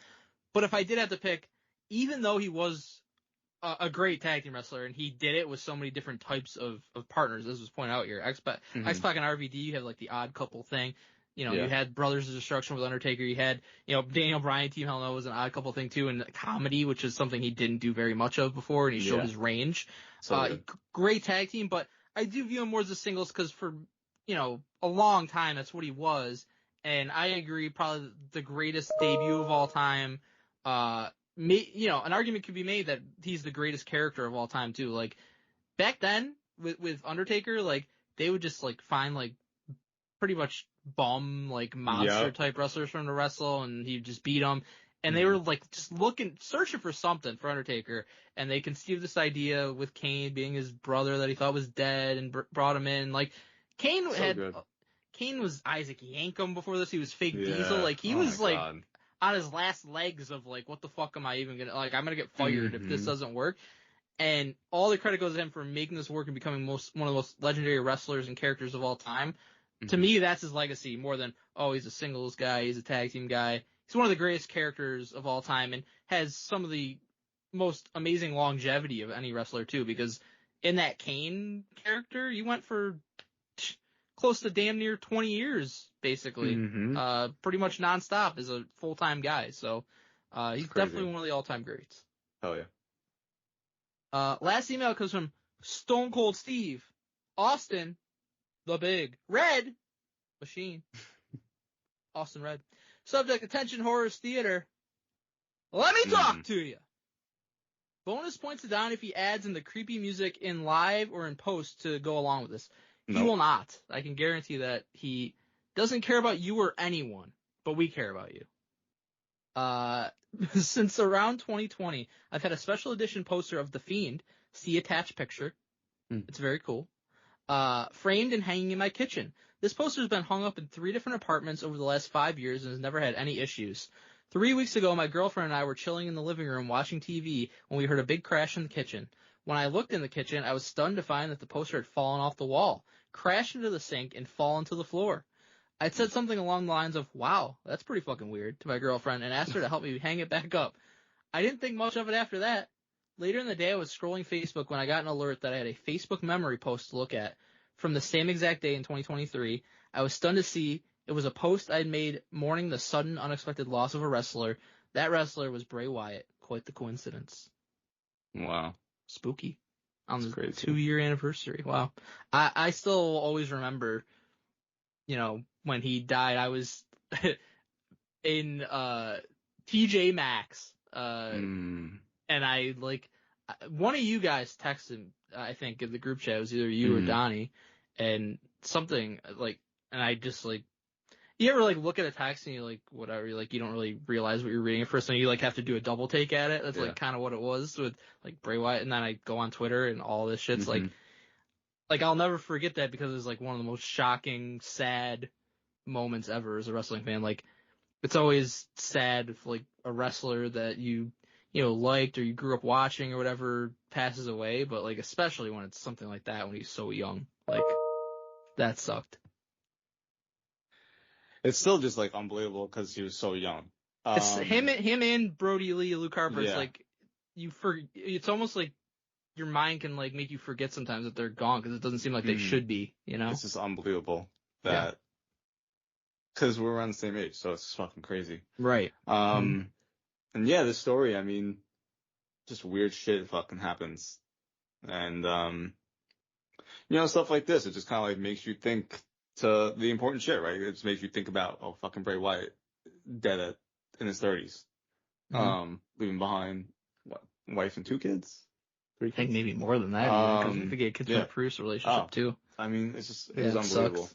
And he was doing such great work. He'd come back.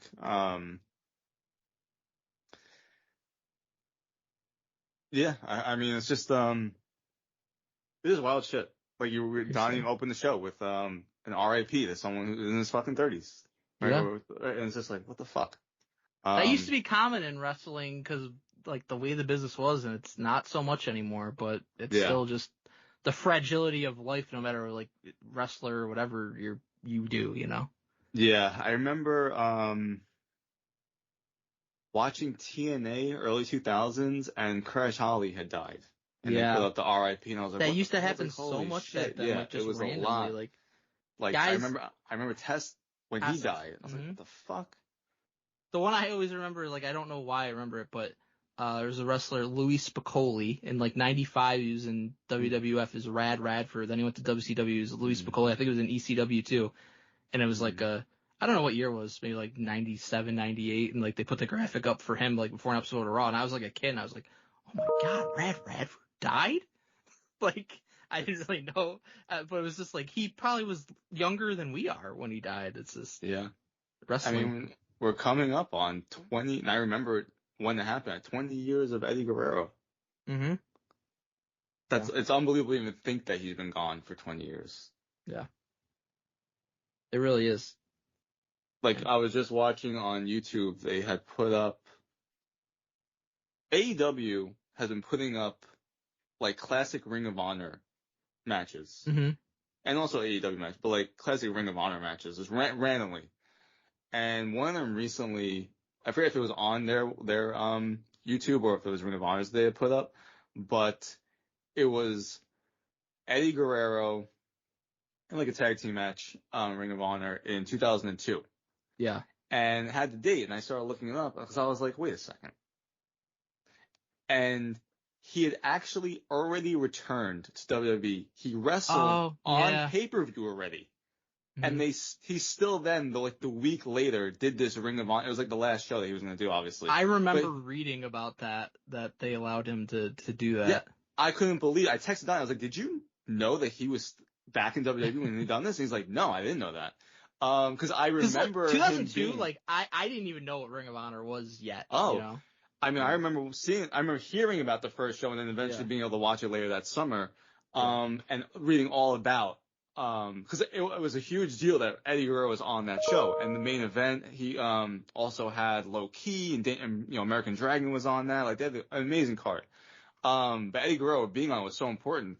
And then when he came back to WWE, and he was fucking jacked. I mean, what he was taking, I can't imagine. But he looked completely different when he left in fucking, 2001 or whatever. I mean, look at Eddie, when he first goes to WCW. Oh, look when he even just goes to WWE. Right. In 2000. But he does become, more ripped, as WCW goes on. But if you really look at him from, when he first is in WCW in, that white singlet, he looks he looks like Dom, basically. Right, exactly. Yeah. But yeah, I remember watching that and just being cause I was like, holy shit, they put this fucking Eddie Guerrero match I had never seen before. I was like, I'm definitely watching this right now. Yeah. And just started looking it up and I was like, holy shit, he was already in WWE when this match happened. And I totally forgot that he had wrestled another match afterwards. Yeah. That's crazy that Vince let him do that, but yeah, obviously you have a deal. Vince did actually, I think, people to adhere to their word or whatever. I'll give him that. Mm-hmm. But, yeah. D-Bry just spoke about that. Yeah, I did see that, yeah. In an interview, he was talking about the negotiations of going to AEW. And he was still kind of back and forth, and WWE found out that he was actually going to do the deal with AEW. And so it was the week of All Out. Yeah. And Vince called him trying to get him to not go to AEW, to re-sign with WWE. And Brian was just like, I get it, but I kind of already told them I was going to do it. And I think of what you kind of respect of me and whatever respect you have for me is that I honor my word. And I don't think that you would respect me anymore if I went back on my word. He just goes, Vince was like, damn it, you're right. Yeah.